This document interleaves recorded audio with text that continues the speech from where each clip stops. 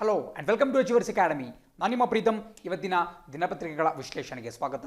ಇವತ್ತಿನ ಸಂಚಿಕೆಯನ್ನು ಪ್ರಾರಂಭ ಮಾಡೋಣ. ಮೊದಲನೇ ಸುದ್ದಿ ಹೇಳುತ್ತೆ, Supreme Court gives ex royals right to manage deities property. ನೋಡಿ, 2010ನೇ ಇಸ್ವಿಯಿಂದ ತಿರುವಾಂಕೂರಿನ ರಾಜಮನೆತನಕ್ಕೂ ಮತ್ತು ಕೇರಳ ರಾಜ್ಯ ಸರ್ಕಾರಕ್ಕೂ ನಡೀತಿದ್ದಂತಹ ಜಟಾಪಟಿಗೆ ಕೊನೆಗೂ ಅಂತ್ಯ ಸಿಕ್ಕಿದೆ. ನಿನ್ನೆಷ್ಟೇ ಒಂದು ಮಹತ್ತರವಾದಂತಹ ತೀರ್ಪನ್ನು ಸುಪ್ರೀಂ ಕೋರ್ಟ್ ಜಾರಿಗೊಳಿಸಿದೆ. ಇದು ಪರೀಕ್ಷಾ ದೃಷ್ಟಿಯಿಂದ ಅತ್ಯಂತ ಪ್ರಮುಖವಾಗಿರುತ್ತೆ. ಬೇರೆ ಬೇರೆ ಆ್ಯಂಗಲ್ಗಳಿಂದ, ಬೇರೆ ಬೇರೆ ಆಯಾಮಗಳಿಂದ ಈ ಒಂದು ವಿಷಯದ ಕುರಿತಾಗಿ ಪ್ರಶ್ನೆಗಳು ಪರೀಕ್ಷೆಯಲ್ಲಿ ಉಂಟಾಗಬಹುದು. ಸೊ ಆ ಪ್ರತಿಯೊಂದು ಆ್ಯಂಗಲ್ಸನ್ನು ಕೂಡ ಈ ಒಂದು ಆರ್ಟಿಕಲ್ನಲ್ಲಿ ನಾವು ಗಮನಿಸ್ತಾ ಹೋಗೋಣ. ಸೊ ನಾವು ಸ್ವಲ್ಪ ಹಿಂದೆ ಮೆಲುಕಾಗ್ತಾ ಹೋಗಬೇಕಾಗುತ್ತೆ.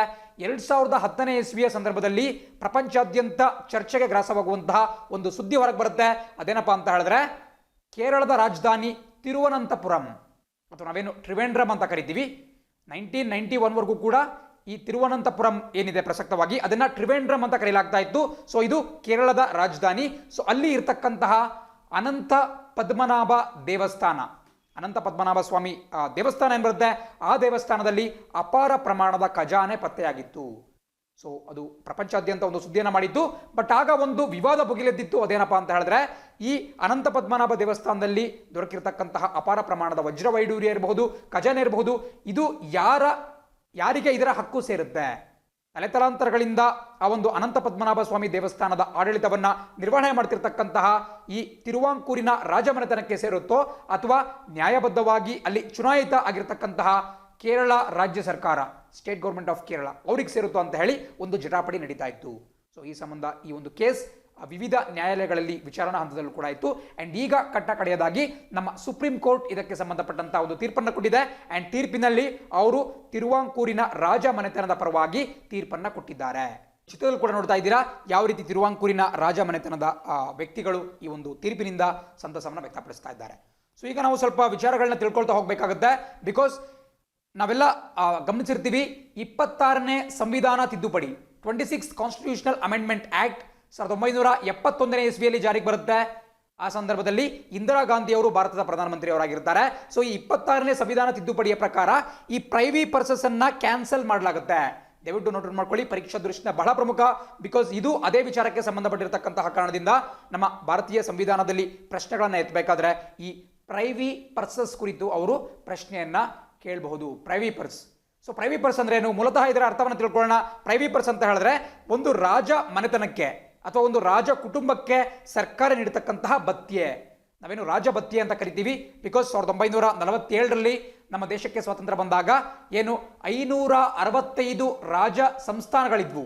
565 ಪ್ರಿನ್ಸ್ಲಿ ಸ್ಟೇಟ್ಸ್ ಅಥವಾ ರಾಜರಿಂದ ಆಳ್ವಿಕೆಗೆ ಒಳಪಟ್ಟಿದ್ದಂತಹ ಸಂಸ್ಥಾನಗಳು ನಮ್ಮ ದೇಶದಲ್ಲಿ ಅಸ್ತಿತ್ವದಲ್ಲಿದ್ವು. ಅವನ್ನೆಲ್ಲವನ್ನೂ ಕೂಡ ಭಾರತ ದೇಶಕ್ಕೆ ವಿಲೀನಗೊಳಿಸುವಂತಹ ಪ್ರಕ್ರಿಯೆ ಶುರುವಾಯಿತು. ಆ ಸಂದರ್ಭದಲ್ಲಿ ಅವರಿಗೆ ಒಂದು ಪ್ರಾಮಿಸ್ ಅನ್ನು ಮಾಡಲಾಗಿರುತ್ತೆ, ಒಂದು ಆಶ್ವಾಸನೆಯನ್ನು ಕೊಡಲಾಗಿರುತ್ತೆ. ಅದೇನಪ್ಪ ಅಂತ ಹೇಳಿದ್ರೆ, ಅವರ ಒಂದು ನಿರ್ವಹಣೆಗೆ ಪ್ರತಿ ವರ್ಷ ನಮ್ಮ ಕೇಂದ್ರ ಸರ್ಕಾರವೇ ಇಂತಿಷ್ಟು ಹಣವನ್ನು ಭರಿಸುತ್ತೆ. ಸೊ ಆ ಹಣ ಅಥವಾ ರಾಜ ಭತ್ಯೆ ಏನಿರುತ್ತೆ ಅದನ್ನ ಪ್ರೈವಿ ಪರ್ಸ್ ಅಂತ ಕರಿತೀವಿ.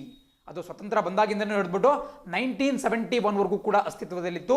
ಬಟ್ 1971ನೇ ಇಸ್ವಿಯಲ್ಲಿ ಭಾರತದ ಅಂದಿನ ಪ್ರಧಾನಮಂತ್ರಿ ಇಂದಿರಾ ಗಾಂಧಿ ಅವರು ಇದರಿಂದ ಅನಗತ್ಯವಾಗಿ ನಮ್ಮ ಕೇಂದ್ರ ಸರ್ಕಾರದ ಒಂದು ಖಜಾನೆಗೆ ಹೊರೆಯಾಗುತ್ತೆ, ಇದರಿಂದ ಒಂದಷ್ಟು ಹಣಕಾಸಿನ ಒಂದು ಹೊರೆ ಉಂಟಾಗುತ್ತೆ ನಮ್ಮ ಸರ್ಕಾರಕ್ಕೆ.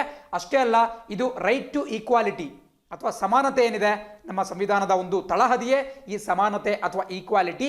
ಈ ಈಕ್ವಾಲಿಟಿ ಇಲ್ದಂಗಾಗುತ್ತೆ ಅನ್ನುವಂತಹ ಒಂದು ಬೇಸಿಸ್ ಮೇಲ್ಗಡೆ ಈ ಪ್ರೈವಿ ಪರ್ಸಸ್ ಅನ್ನ ಅಬಾಲಿಷ್ ಮಾಡ್ತಾರೆ ಅಥವಾ ಈ ರಾಜಭತ್ಯೆಯನ್ನ ನಿರ್ಮೂಲನೆ ಮಾಡ್ತಾರೆ.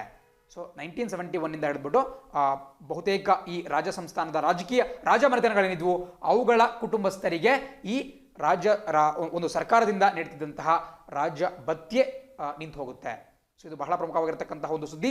ಪ್ರೈವಿ ಪರ್ಸಸ್ ಇರಬಹುದು, 26ನೇ ಸಂವಿಧಾನ ತಿದ್ದುಪಡಿ ಇರಬಹುದು, 1971 ಇವೆಲ್ಲವೂ ಕೂಡ ಬಹಳ ಪ್ರಮುಖವಾಗಿ ನಿಮಗೆ ಗೊತ್ತಿರಬೇಕಾಗುತ್ತೆ. ಅಂಡ್ ಮತ್ತೊಂದು ವಿಚಾರ ಏನಪ್ಪ ಅಂತ ಹೇಳಿದ್ರೆ, 1949ನೇ ಇಸ್ವಿಯಲ್ಲಿ ಈ ತಿರುವಾಂಕೂರು ಸಂಸ್ಥಾನ, ಈ ತಿರುವಾಂಕೂರು ಕೂಡ 565 ಏನು ಸಂಸ್ಥಾನಗಳಿದ್ವು, ಪ್ರಿನ್ಸ್ಲಿ ಸ್ಟೇಟ್ಸ್ ಇದ್ವು, ಅದರಲ್ಲಿ ಇದು ಕೂಡ ಒಂದಾಗಿರುತ್ತೆ. ಅದು 1949ನಲ್ಲಿ ಭಾರತ ಒಕ್ಕೂಟವನ್ನು ಸೇರ್ಪಡೆಗೊಂಡ್ಬಿಟ್ಟು ಅದರಲ್ಲಿ ವಿಲೀನ ಆಗುತ್ತೆ. ಸೊ ಆ ಸಂದರ್ಭದಲ್ಲಿ ಇದ್ದಂತಹ ರಾಜ ಯಾರು ಅಂತ ಹೇಳಿದ್ರೆ ನಿಮಗೆ ಕಾಣಿಸ್ತಾ ಇದೆ, ದಯವಿಟ್ಟು ನೋಟ್ ಮಾಡ್ಕೋಬೇಕಾಗುತ್ತೆ. ಶ್ರೀ ಚಿತ್ತಿರ ತಿರುನಾಲ್ ಬಲರಾಮ ವರ್ಮ. ಸೊ ಶ್ರೀ ಶಿತಿರ ತಿರುನಾಳ್ ಬಲರಾಮ ವರ್ಮ, ಇವರ ಹೆಸರು ಬಹಳ ಪ್ರಮುಖವಾಗುತ್ತೆ. ವಿಡಿಯೋವನ್ನು ಬೇಕಾದ್ರೆ ಪಾಸ್ ಮಾಡಿಬಿಟ್ಟು ಇವರ ಹೆಸರನ್ನ ಬರ್ಕೋಬೇಕಾಗುತ್ತೆ. ಶ್ರೀ ಚಿತಿರ ತಿರುನಾಳ್ ಬಲರಾಮ ವರ್ಮ ಅನ್ನೋದು ಇವರು ರಾಜ ಆಗಿರ್ತಾರೆ, ತಿರುವಾಂಕೂರಿನ ಒಂದು ಸಂಸ್ಥಾನದ ರಾಜ. ಸೊ ಇವರು ನಮ್ಮ ಭಾರತದ ಒಕ್ಕೂಟದೊಂದಿಗೆ ವಿಲೀನವಾಗ್ತಕ್ಕಂತಹ ಒಂದು ಒಪ್ಪಂದಕ್ಕೆ ಸಹಿಯನ್ನು ಹಾಕ್ತಾರೆ. ಸೊ ಆ ಸಂದರ್ಭದಲ್ಲಿ ಇವರಿಗೆ ಈ ಒಂದು ಪ್ರೈವಿ ಪರ್ಸ್ ಅಥವಾ ರಾಜಧನವನ್ನು ಕೊಡುವಂತಹ ಒಂದು ವಾಗ್ದಾನ ಕೂಡ ಆಗಿರುತ್ತೆ. ಇದನ್ನ 1991 ಕೂಡ ನಡ್ಕೊಂಡು ಬರುತ್ತೆ. 1991ನೇ ಇಸ್ವಿಯಲ್ಲಿ ಈ ರಾಜ ಮೃತಪಡ್ತಾರೆ. ಬಟ್ ಯಾವಾಗ ಈ ರಾಜ ಮೃತಪಟ್ಟರು, ಅಲ್ಲಿನ ರಾಜ್ಯ ಸರ್ಕಾರ ಏನು ವಾದ ಮಾಡುತ್ತಪ್ಪ ಅಂತ ಹೇಳಿದ್ರೆ, ಆ ರಾಜ ಯಾರು ಈ ಅನಂತ ಪದ್ಮನಾಭ ದೇವಸ್ಥಾನದ ಒಂದು ಉಸ್ತುವಾರಿಯನ್ನು ಹೊಂದಿದ್ರು, ಆ ರಾಜ ಮೃತಪಟ್ಟ ಮೇಲೆ ಅವರ ಮಕ್ಕಳಿಗೆ ಅಥವಾ ಅವರ ಕುಟುಂಬಸ್ಥರಿಗೆ ಆ ಒಂದು ಹಕ್ಕು ಹೋಗಲ್ಲ, ಬದಲಾಗಿ ರಾಜ್ಯ ಸರ್ಕಾರಕ್ಕೆ ಬರುತ್ತೆ ಅಂತ ಹೇಳಿ ಪ್ರತಿಪಾದನೆ ಮಾಡಿದ್ರು.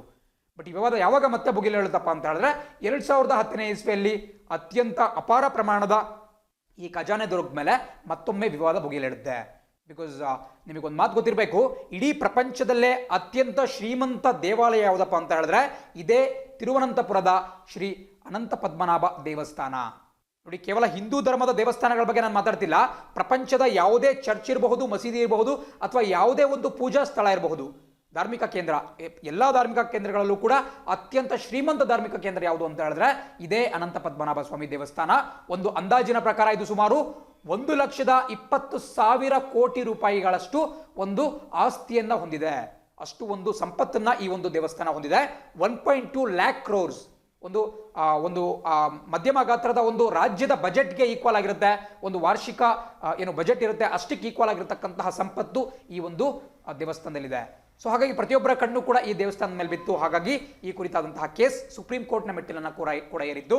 ಬಟ್ ಈಗ ಸುಪ್ರೀಂ ಕೋರ್ಟ್ ಹೇಳಿರತಕ್ಕಂತಹದ್ದು ತಿರುವಾಂಕೂರಿನ ರಾಜ ಮನೆತನ ಇದೆ, ಅವರಿಗೆ ಇದರ ಹಕ್ಕು ಹೋಗಬೇಕು. ಹಾಗಂತ ಅವರು ತಮ್ಮ ವೈಯಕ್ತಿಕ ಕಾರ್ಯಕ್ಕೆ ಬಳಸ್ಕೊಳ್ಳೋಕ್ಕಾಗಲ್ಲ. ಬಟ್ ಕೇವಲ ಅದರೊಂದು ಅಡ್ಮಿನಿಸ್ಟ್ರೇಷನ್, ಅದರ ಆಡಳಿತವನ್ನ, ಅದರ ನಿರ್ವಹಣೆಯನ್ನ ಅವ್ರು ಮಾಡಬಹುದು. ರಾಜ್ಯ ಸರ್ಕಾರಕ್ಕೆ ಇದರ ಮೇಲೆ ಯಾವುದೇ ಹಕ್ಕಿಲ್ಲ ಅಂತ ಹೇಳಿ ಕೂಡ ಅವ್ರು ಹೇಳ್ತಿದ್ದಾರೆ. ಆ್ಯಂಡ್ ತಿರುವಾಂಕೂರು ನಿಮಗೆ ಬಹಳ ಚೆನ್ನಾಗಿ ಗೊತ್ತಿರಬೇಕು. ಬಿಕಾಸ್ ಟಿಪ್ಪು ಸುಲ್ತಾನ್ ಹೈದರ್ ಅಲಿ ಅವರ ಸಂದರ್ಭದಲ್ಲಿ ಮೈಸೂರಿಗೂ ಮತ್ತು ಈ ತಿರುವಾಂಕೂರಿನ ರಾಜಮನೆತನಕ್ಕೂ ಕೂಡ ಒಂದು ಚಿಕ್ಕ ಯುದ್ಧವೂ ಕೂಡ ನಡೆಯುತ್ತೆ. ಬಹಳ ಹಿಂದಿನ ಕಾಲದಿಂದನೂ ಕೂಡ ಏನು ಮಾರ್ತಾಂಡ ವರ್ಮ ಅನ್ನುವಂತಹ ರಾಜ, ಸುಮಾರು 18ನೇ ಶತಮಾನದಲ್ಲಿ ಮಾರ್ತಾಂಡ ವರ್ಮ ಅನ್ನುವಂತಹ ರಾಜ ಈ ತಿರುವಾಂಕೂರು ಸಂಸ್ಥಾನವನ್ನ ಸಾಕಷ್ಟು ಬಲಪಡಿಸ್ತಾನೆ. ಇದು 1949ನೇ ಇಸ್ವಿವರೆಗೂ ಕೂಡ ಅಸ್ತಿತ್ವದಲ್ಲಿರುತ್ತೆ. ಅದಾದ ಬಳಿಕ ಭಾರತದ ಒಕ್ಕೂಟದೊಂದಿಗೆ ಇದು ವಿಲೀನ ಕೂಡ ಆಗುತ್ತೆ. ನಾವೇನು ರಾಜ ರವಿವರ್ಮ ಅಂತಕ್ಕಂತಹ ವ್ಯಕ್ತಿಯ ಹೆಸರನ್ನ ಎಲ್ಲರೂ ಕೂಡ ಕೇಳಿರ್ತೀರಾ. ರಾಜ ರವಿವರ್ಮ ಏನು ನಮ್ಮ ಭಾರತದ ಇತಿಹಾಸದಲ್ಲೇ ಅತ್ಯುತ್ತಮ ಚಿತ್ರಕಲಾಕಾರ, ಒಬ್ಬ ಫೇಮಸ್ ಆರ್ಟಿಸ್ಟ್ ಅವರು.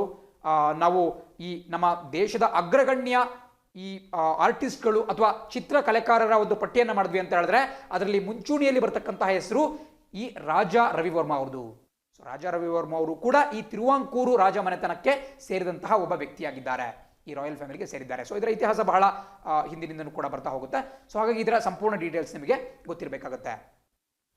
ಆ್ಯಂಡ್ ಅದೇ ರೀತಿ ಈಗ ಇದರ ಒಂದು ಉಸ್ತುವಾರಿ, ಈ ಒಂದು ಪದ್ಮನಾಭ ದೇವಸ್ಥಾನದ ಉಸ್ತುವಾರಿ ಬಂದ್ಬಿಟ್ಟು ಈ ರಾಜಮನೆತನಕ್ಕೆ ಸಿಕ್ಕಿದೆ. ಸೊ ಅಲ್ಲಿ ಕೇರಳ ರಾಜ್ಯ ಸರ್ಕಾರಕ್ಕೆ ಸೋಲಾಗಿದೆ. ಬಟ್ ಎನ್ನೇ ಅವ್ರು ಹೇಳಿರೋದು, ನಾವು ಇದರ ವಿರುದ್ಧ ಮೇಲ್ಮನವಿಯನ್ನು ಸಲ್ಲಿಸಲ್ಲ, ಇದು ಸುಪ್ರೀಂ ಕೋರ್ಟ್ನ ತೀರ್ಪಾಗಿರೋ ಕಾರಣದಿಂದ ಇದನ್ನು ನಾವು ಮಾನ್ಯ ಮಾಡ್ತೀವಿ ಆ್ಯಂಡ್ ಅದರ ಒಂದು ಉಸ್ತುವಾರಿಯನ್ನು ನಾವು ಈ ರಾಜ ಕುಟುಂಬಕ್ಕೆ ವಹಿಸಿಕೊಡ್ತೀವಿ ಅಂತ ಕೂಡ ಅವ್ರು ಹೇಳಿದ್ದಾರೆ. ಬಹಳ ಇಂಪಾರ್ಟೆಂಟ್ ಆಗುತ್ತೆ. ಆ್ಯಂಡ್ ಇದರ ಕೊನೆಯ ರಾಜ ಏನು 1991ರಲ್ಲಿ ಮೃತಪಟ್ಟರು, ಆ ರಾಜನ ಹೆಸರು ಕೂಡ ನಿಮಗೆ ಬಹಳ ಪ್ರಮುಖವಾಗಿ ಗೊತ್ತಿರಬೇಕಾಗುತ್ತೆ. ಅದೇ ರೀತಿ ಈ ಭಾಗದಲ್ಲಿ ನಿಮಗೆ ಮತ್ತೊಂದು ಟ್ರಸ್ಟ್ನ ಬಗ್ಗೆ ಕೂಡ ಮಾತಾಡ್ತಾ ಇದ್ದಾರೆ. ಆ ದೇವಾಲಯದ ಆಡಳಿತವನ್ನು ನೋಡ್ಕೊಳ್ಳಿಕ್ಕೆ ಒಂದು ಟ್ರಸ್ಟನ್ನು ಮಾಡಲಾಗುತ್ತೆ. ಆ ಟ್ರಸ್ಟ್ನಲ್ಲಿ ಕೇರಳ ಸರ್ಕಾರದ ಪ್ರತಿನಿಧಿಗಳಿರಬಹುದು, ಕೇಂದ್ರ ಸರ್ಕಾರದ ಈ ಸಾಂಸ್ಕೃತಿಕ ಸಚಿವಾಲಯ, ಕಲ್ಚರಲ್ ಮಿನಿಸ್ಟ್ರಿ ಏನಿದೆ ಅದರ ಒಬ್ಬ ಪ್ರತಿನಿಧಿ ಇರಬಹುದು. ಹೀಗೆ ಬೇರೆ ಬೇರೆ ಪ್ರತಿನಿಧಿಗಳು ಸೇರಿಬಿಟ್ಟು ಅದರ ಒಂದು ನಿರ್ವಹಣೆಯನ್ನು ಕೂಡ ಮಾಡ್ತಾರೆ. ಅದು ಕೂಡ ಬಹಳ ಪ್ರಮುಖವಾಗಿ ನಿಮಗೆ ಗೊತ್ತಿರಬೇಕಾಗುತ್ತೆ. ಆ್ಯಂಡ್ ಪ್ರಪಂಚದ, ನಾನಾಗಲೇ ಹೇಳಿದಂಗೆ ಪ್ರಪಂಚದ ಅತ್ಯಂತ ಶ್ರೀಮಂತ ಒಂದು ದೇವಸ್ಥಾನ ಅಂತ ಹೇಳಿದ್ರೆ ಈ ಅನಂತ ಪದ್ಮನಾಭ ಸ್ವಾಮಿ ದೇವಸ್ಥಾನ. ಆ್ಯಂಡ್ 2ನೇ ಸ್ಥಾನದಲ್ಲಿ ನಿಮಗೆ ತಿರುಪತಿ ತಿರುಮಲ ಬರುತ್ತೆ, 3ನೇ ಸ್ಥಾನದಲ್ಲಿ ಶಿರ್ಡಿ ಸಾಯಿಬಾಬಾ ಬರುತ್ತೆ. ಹೀಗೆ ಬೇರೆ ಬೇರೆ ಒಂದು ಲಿಸ್ಟ್ಗಳು ಬರ್ತಾ ಹೋಗುತ್ತೆ. ಸೊ ಇದನ್ನು ಸಂಪೂರ್ಣ ನೀವು ನೋಟ್ ಮಾಡ್ಕೊಳ್ತಾ ನಾವು ಮುಂದಿನ ಸುದ್ದಿಯತ್ತ ಗಮನ ಹರಿಸೋಣ. ಸುದ್ದಿ ಹೇಳುತ್ತೆ, Iran drops India from Chabahar rail project sides funding delay. ನೋಡಿ, ಭಾರತಕ್ಕೆ ಒಂದು ಬಹುದೊಡ್ಡ ರಾಜತಾಂತ್ರಿಕ ಸೋಲು ಅಂತಾನೆ ಬಣ್ಣಿಸಬಹುದಾದಂತಹ ಒಂದು ಸುದ್ದಿ ನಿನ್ನೆ ಹೊರಗೆ ಬಿದ್ದಿದೆ. ನಮ್ಮ ನವದೆಹಲಿಯಲ್ಲಿ ಇರತಕ್ಕಂತಹ ಈ ಡಿಪ್ಲೊಮ್ಯಾಟ್ಸ್ ಅಥವಾ ರಾಜತಾಂತ್ರಿಕ ಅಧಿಕಾರಿಗಳು ತಮ್ಮ ತಲೆಯನ್ನು ಚಚ್ಕೊಳ್ತಕ್ಕಂತಹ ಒಂದು ಸುದ್ದಿ ಅಂತಾನೆ ಹೇಳ್ಬಹುದು. ಬಿಕಾಸ್ ಭಾರತ ಇರಾನ್ ದೇಶದೊಂದಿಗೆ ಉತ್ತಮವಾದಂತಹ ಬಾಂಧವ್ಯವನ್ನ ಹೊಂದಲಿಕ್ಕೆ ಪ್ರಯತ್ನ ಪಡ್ತಾ ಇತ್ತು. 2015-16 ಸಂದರ್ಭದಲ್ಲಿ ನಮ್ಮ ಪ್ರಧಾನಮಂತ್ರಿ ಕೂಡ ಅಲ್ಲಿಗೆ ವಿಸಿಟ್ ಮಾಡಿದ್ರು. ಅಲ್ಲಿ ಸಾಕಷ್ಟು ದ್ವಿಪಕ್ಷೀಯ ಮಾತುಕತೆಗಳು ನಡೆದಿದ್ವು. ಆ್ಯಂಡ್ ಆ ಒಂದು ಇರಾನ್ ದೇಶದ ಪ್ರಮುಖವಾದಂತಹ ಒಂದು ಸ್ಟ್ರಾಟಜಿಕ್ ಪೋರ್ಟ್ ಅಥವಾ ಈ ವ್ಯೂಹಾತ್ಮಕ ಬಂದರು ಆಗಿರತಕ್ಕಂತಹ ಚಬಹಾರ್ ಪೋರ್ಟ್ನಲ್ಲಿ ಭಾರತ ಸಾಕಷ್ಟು ಪ್ರಮಾಣದ ಹಣವನ್ನು ವಿನಿಯೋಗ ಮಾಡಿತ್ತು ಆ್ಯಂಡ್ ಅದರೊಂದಿಗೆ ಇರಾನ್ ದೇಶದ ಒಂದು ಅನುಮತಿಯನ್ನು ಕೂಡ ಪಡೆದುಕೊಂಡಿತ್ತು. ಚಬಹಾರ್ ಪೋರ್ಟ್ನ ನಾವು ಬಳಕೆ ಮಾಡ್ಕೊತೀವಿ ಅಂತೇಳಿ ಒಂದು ಅನುಮತಿಯನ್ನು ಕೂಡ ಪಡ್ಕೊಂಡಿತ್ತು. ಸೊ ಇದಕ್ಕೆ ಪ್ರತಿಯಾಗಿ ಅಲ್ಲಿ ಸಾಕಷ್ಟು ಹೂಡಿಕೆಯನ್ನು ಕೂಡ ನಮ್ಮ ಸರ್ಕಾರ ಮಾಡಿತ್ತು. ಬಟ್ ಈಗ ನಮ್ಮ ಭಾರತದ ಆಕಾಂಕ್ಷೆಗಳಿಗೆ ತಣ್ಣೀರು ಎರಚುವಂತೆ ಇರಾನ್ ದೇಶ ಭಾರತವನ್ನ ಚಬಹಾರ್ ಪೋರ್ಟ್ಗೆ ಸಂಬಂಧಪಟ್ಟಂತ ಒಂದು ರೈಲ್ವೆ ಯೋಜನೆ, ರೈಲ್ ಪ್ರಾಜೆಕ್ಟ್ನಿಂದ ಭಾರತವನ್ನ ಕೈ ಬಿಟ್ಟಿದೆ. ಇದು ನಿಮ್ಮೆಲ್ಲರಿಗೂ ಕೂಡ ಬಹಳ ಪ್ರಮುಖವಾಗಿ ಗೊತ್ತಿರಬೇಕಾಗುತ್ತೆ. ನಿಮಗೆ ಕಾಣಿಸ್ತಾ ಇದೆ ಚಬಹಾರ್ ಪೋರ್ಟ್ನಿಂದ ಜಹೆದನ್, ದಯವಿಟ್ಟು ನೋಟ್ ಮಾಡ್ಕೊಳ್ಳಿ ಈ ಒಂದು ಪ್ರದೇಶದ ಹೆಸರು ಜಹೆದನ್ ಅಂತಕ್ಕಂತಹದ್ದು ಇರಾನ್ ದೇಶದಲ್ಲಿ ಬರತಕ್ಕಂತಹ ಒಂದು ಪ್ರದೇಶದ ಹೆಸರು. ಸೊ ಈ ಚಬಹಾರ್ ಒಂದು ಬಂದರು, ಆ ಬಂದರಿನಿಂದ ಹಿಡಿದ್ಬಿಟ್ಟು ಜಹೆದನ್ ಅನ್ನುವಂತಹ ಒಂದು ಪ್ರದೇಶದವರೆಗೂ ಕೂಡ ರೈಲ್ವೆ ಲೈನನ್ನ ನಿರ್ಮಾಣ ಮಾಡತಕ್ಕಂತಹ ಒಂದು ಯೋಜನೆ ಇತ್ತು. ಆ ಯೋಜನೆಯಲ್ಲಿ ಭಾರತವೂ ಕೂಡ ಪಾಲುದಾರಿಕೆಯನ್ನು ಹೊಂದಿದ್ದು. ನಿಮಗೆ ಇಲ್ಲಿ ಕಾಣಿಸ್ತಾ ಇದೆ ಸುಮಾರು 400 ಮಿಲಿಯನ್ 400 ಮಿಲಿಯನ್ ಅಮೆರಿಕನ್ ಡಾಲರ್ಸ್ನಷ್ಟು ಮೌಲ್ಯದ ಒಂದು ಯೋಜನೆ ಆಗಿತ್ತು. ಇದಕ್ಕೆ ಭಾರತದ ನಿಮಗೆ ಇಲ್ಲಿ ಕಾಣಿಸ್ತಾ ಇರೋ ರೀತಿ ಇಂಡಿಯನ್ ರೈಲ್ವೇಸ್ ಕನ್ಸ್ಟ್ರಕ್ಷನ್ ಲಿಮಿಟೆಡ್, ನಮ್ಮ ಭಾರತೀಯ ಸರ್ಕಾರ ಒಡೆತನದ ಇಂಡಿಯನ್ ರೈಲ್ವೇಸ್ ಕನ್ಸ್ಟ್ರಕ್ಷನ್ ಲಿಮಿಟೆಡ್ ಈ ಒಂದು ಯೋಜನೆಯನ್ನು ಕೈಗೆತ್ತಿಕೋಬೇಕಾಗಿತ್ತು. ಬಟ್ ಇದಕ್ಕೆ 2016ನೇ ಇಸ್ವಿಯಲ್ಲೇ ಈ ಒಂದು ಒಪ್ಪಂದಕ್ಕೆ ಸಹಿ ಹಾಕಿದ್ವು. ಇರಾನ್ ದೇಶವೂ ಕೂಡ ಹಾಕಿತ್ತು, ಅದೇ ರೀತಿ ಭಾರತವೂ ಕೂಡ ಹಾಕಿತ್ತು. ಸೊ ಇದರಲ್ಲಿ ಈ ಜಹೆದನ್, ಈ ಒಂದು ಚಬಹಾರ್ ಪೋರ್ಟಿಂದ ಜಹೆದನ್ವರೆಗೂ ಕೂಡ ಸುಮಾರು 400 ಮಿಲಿಯನ್ ಅಮೆರಿಕನ್ ಡಾಲರ್ಸ್ ವೆಚ್ಚದಲ್ಲಿ ಭಾರತದ ಇಂಡಿಯನ್ ರೈಲ್ವೇಸ್ ಕನ್ಸ್ಟ್ರಕ್ಷನ್ ಲಿಮಿಟೆಡ್ ಅವರು ಕನ್ಸ್ಟ್ರಕ್ಟ್ ಮಾಡಬೇಕು ಅಂತ ಒಂದು ಒಪ್ಪಂದ ಉಂಟಾಗಿದ್ದು. ಬಟ್ ಈ ಒಂದು ಒಪ್ಪಂದ ನಡೆದ್ಬಿಟ್ಟು ಸುಮಾರು 4 ವರ್ಷಗಳೇ ಕಳೆದರೂ ಕೂಡ ಭಾರತ ಈ ಕುರಿತಾಗಿ ಯಾವುದೇ ಹಣಕಾಸಿನ ನೆರವನ್ನ, ಫಂಡಿಂಗ್ ಅನ್ನ ಕೊಡಲಿಲ್ಲ. ಸೊ ಇದರಿಂದ ಬೇಸತ್ತಿರತಕ್ಕಂತಹ ಇರಾನ್ ದೇಶ ಈ ಒಂದು ಪ್ರಾಜೆಕ್ಟ್ನಿಂದ ಭಾರತವನ್ನು ಡ್ರಾಪ್ ಮಾಡಿಬಿಟ್ಟು ತಾನೇ ಸ್ವತಃ ಚಬಹಾರಿಂದ ಜಹೆಡಾನ್ವರೆಗೂ ಈ ಒಂದು ಯೋಜನೆಯನ್ನ ಕಾರ್ಯಗತಗೊಳಿಸ್ತೀನಿ ಅಂತ ಹೇಳಿದೆ. ಸೊ ಇದು ಬಹಳ ಪ್ರಮುಖವಾಗಿ ನಿಮಗೆ ಗೊತ್ತಿರಬೇಕಾಗುತ್ತೆ. ಅಂಡ್ ಯಾಕೆ ಚಬಹಾರ್ ಪೋರ್ಟ್ ಇಷ್ಟೊಂದು ಇಂಪಾರ್ಟೆಂಟ್ ಅಂತ ನೀವೆಲ್ಲರೂ ಕೇಳಬಹುದು. ಒಂದು ಮಾತು ನೆನ್ಪಿಟ್ಕೊಳ್ಳಿ, ಈ ಚಬಹಾರ್ ಪೋರ್ಟ್ ಏನು ಇರಾನ್ ದೇಶದಲ್ಲಿದೆ ಇದಕ್ಕೆ ಅತ್ಯಂತ ಸಮೀಪದಲ್ಲೇ ಅಂದ್ರೆ ಪಾಕಿಸ್ತಾನದ ಕರಾವಳಿಯಲ್ಲಿ ಗ್ವದಾರ್ ಅಂತಕ್ಕಂತಹ ಒಂದು ಬಂದರನ್ನ ನಿರ್ಮಾಣ ಮಾಡಲಾಗ್ತಿದೆ. ಅಂಡ್ ವಿಶೇಷ ಅಂತ ಹೇಳಿದ್ರೆ ಇದನ್ನ ಪಾಕಿಸ್ತಾನ ದೇಶ ಚೀನಾದ ನೆರವಿನೊಂದಿಗೆ ನಿರ್ಮಾಣ ಮಾಡ್ತಿದೆ. ಸೊ ಗ್ವದಾರ್ ಪೋರ್ಟ್ನಲ್ಲಿ ಚೀನಾ ದೇಶಕ್ಕೆ ಸಾಕಷ್ಟು ಹಕ್ಕು ಸಿಗುತ್ತೆ. ಸೊ ಅವರಿಗೆ ಒಂದು ಆಲ್ಟರ್ನೇಟಿವ್ ಸಮುದ್ರ ಮಾರ್ಗ ಕೂಡ ದೊರಕುತ್ತೆ. ಬಟ್ ಭಾರತ ಏನಾದರೂ ಈ ಇರಾನ್ ಮತ್ತು ಈ ಅಫ್ಘಾನಿಸ್ತಾನ ದೇಶಗಳಿಗೆ ವ್ಯಾಪಾರವನ್ನು ನಡೆಸಬೇಕು ಅಂತ ಹೇಳಿದ್ರೆ ಬಹಳ ಕಷ್ಟ ಆಗ್ತಾ ಇತ್ತು.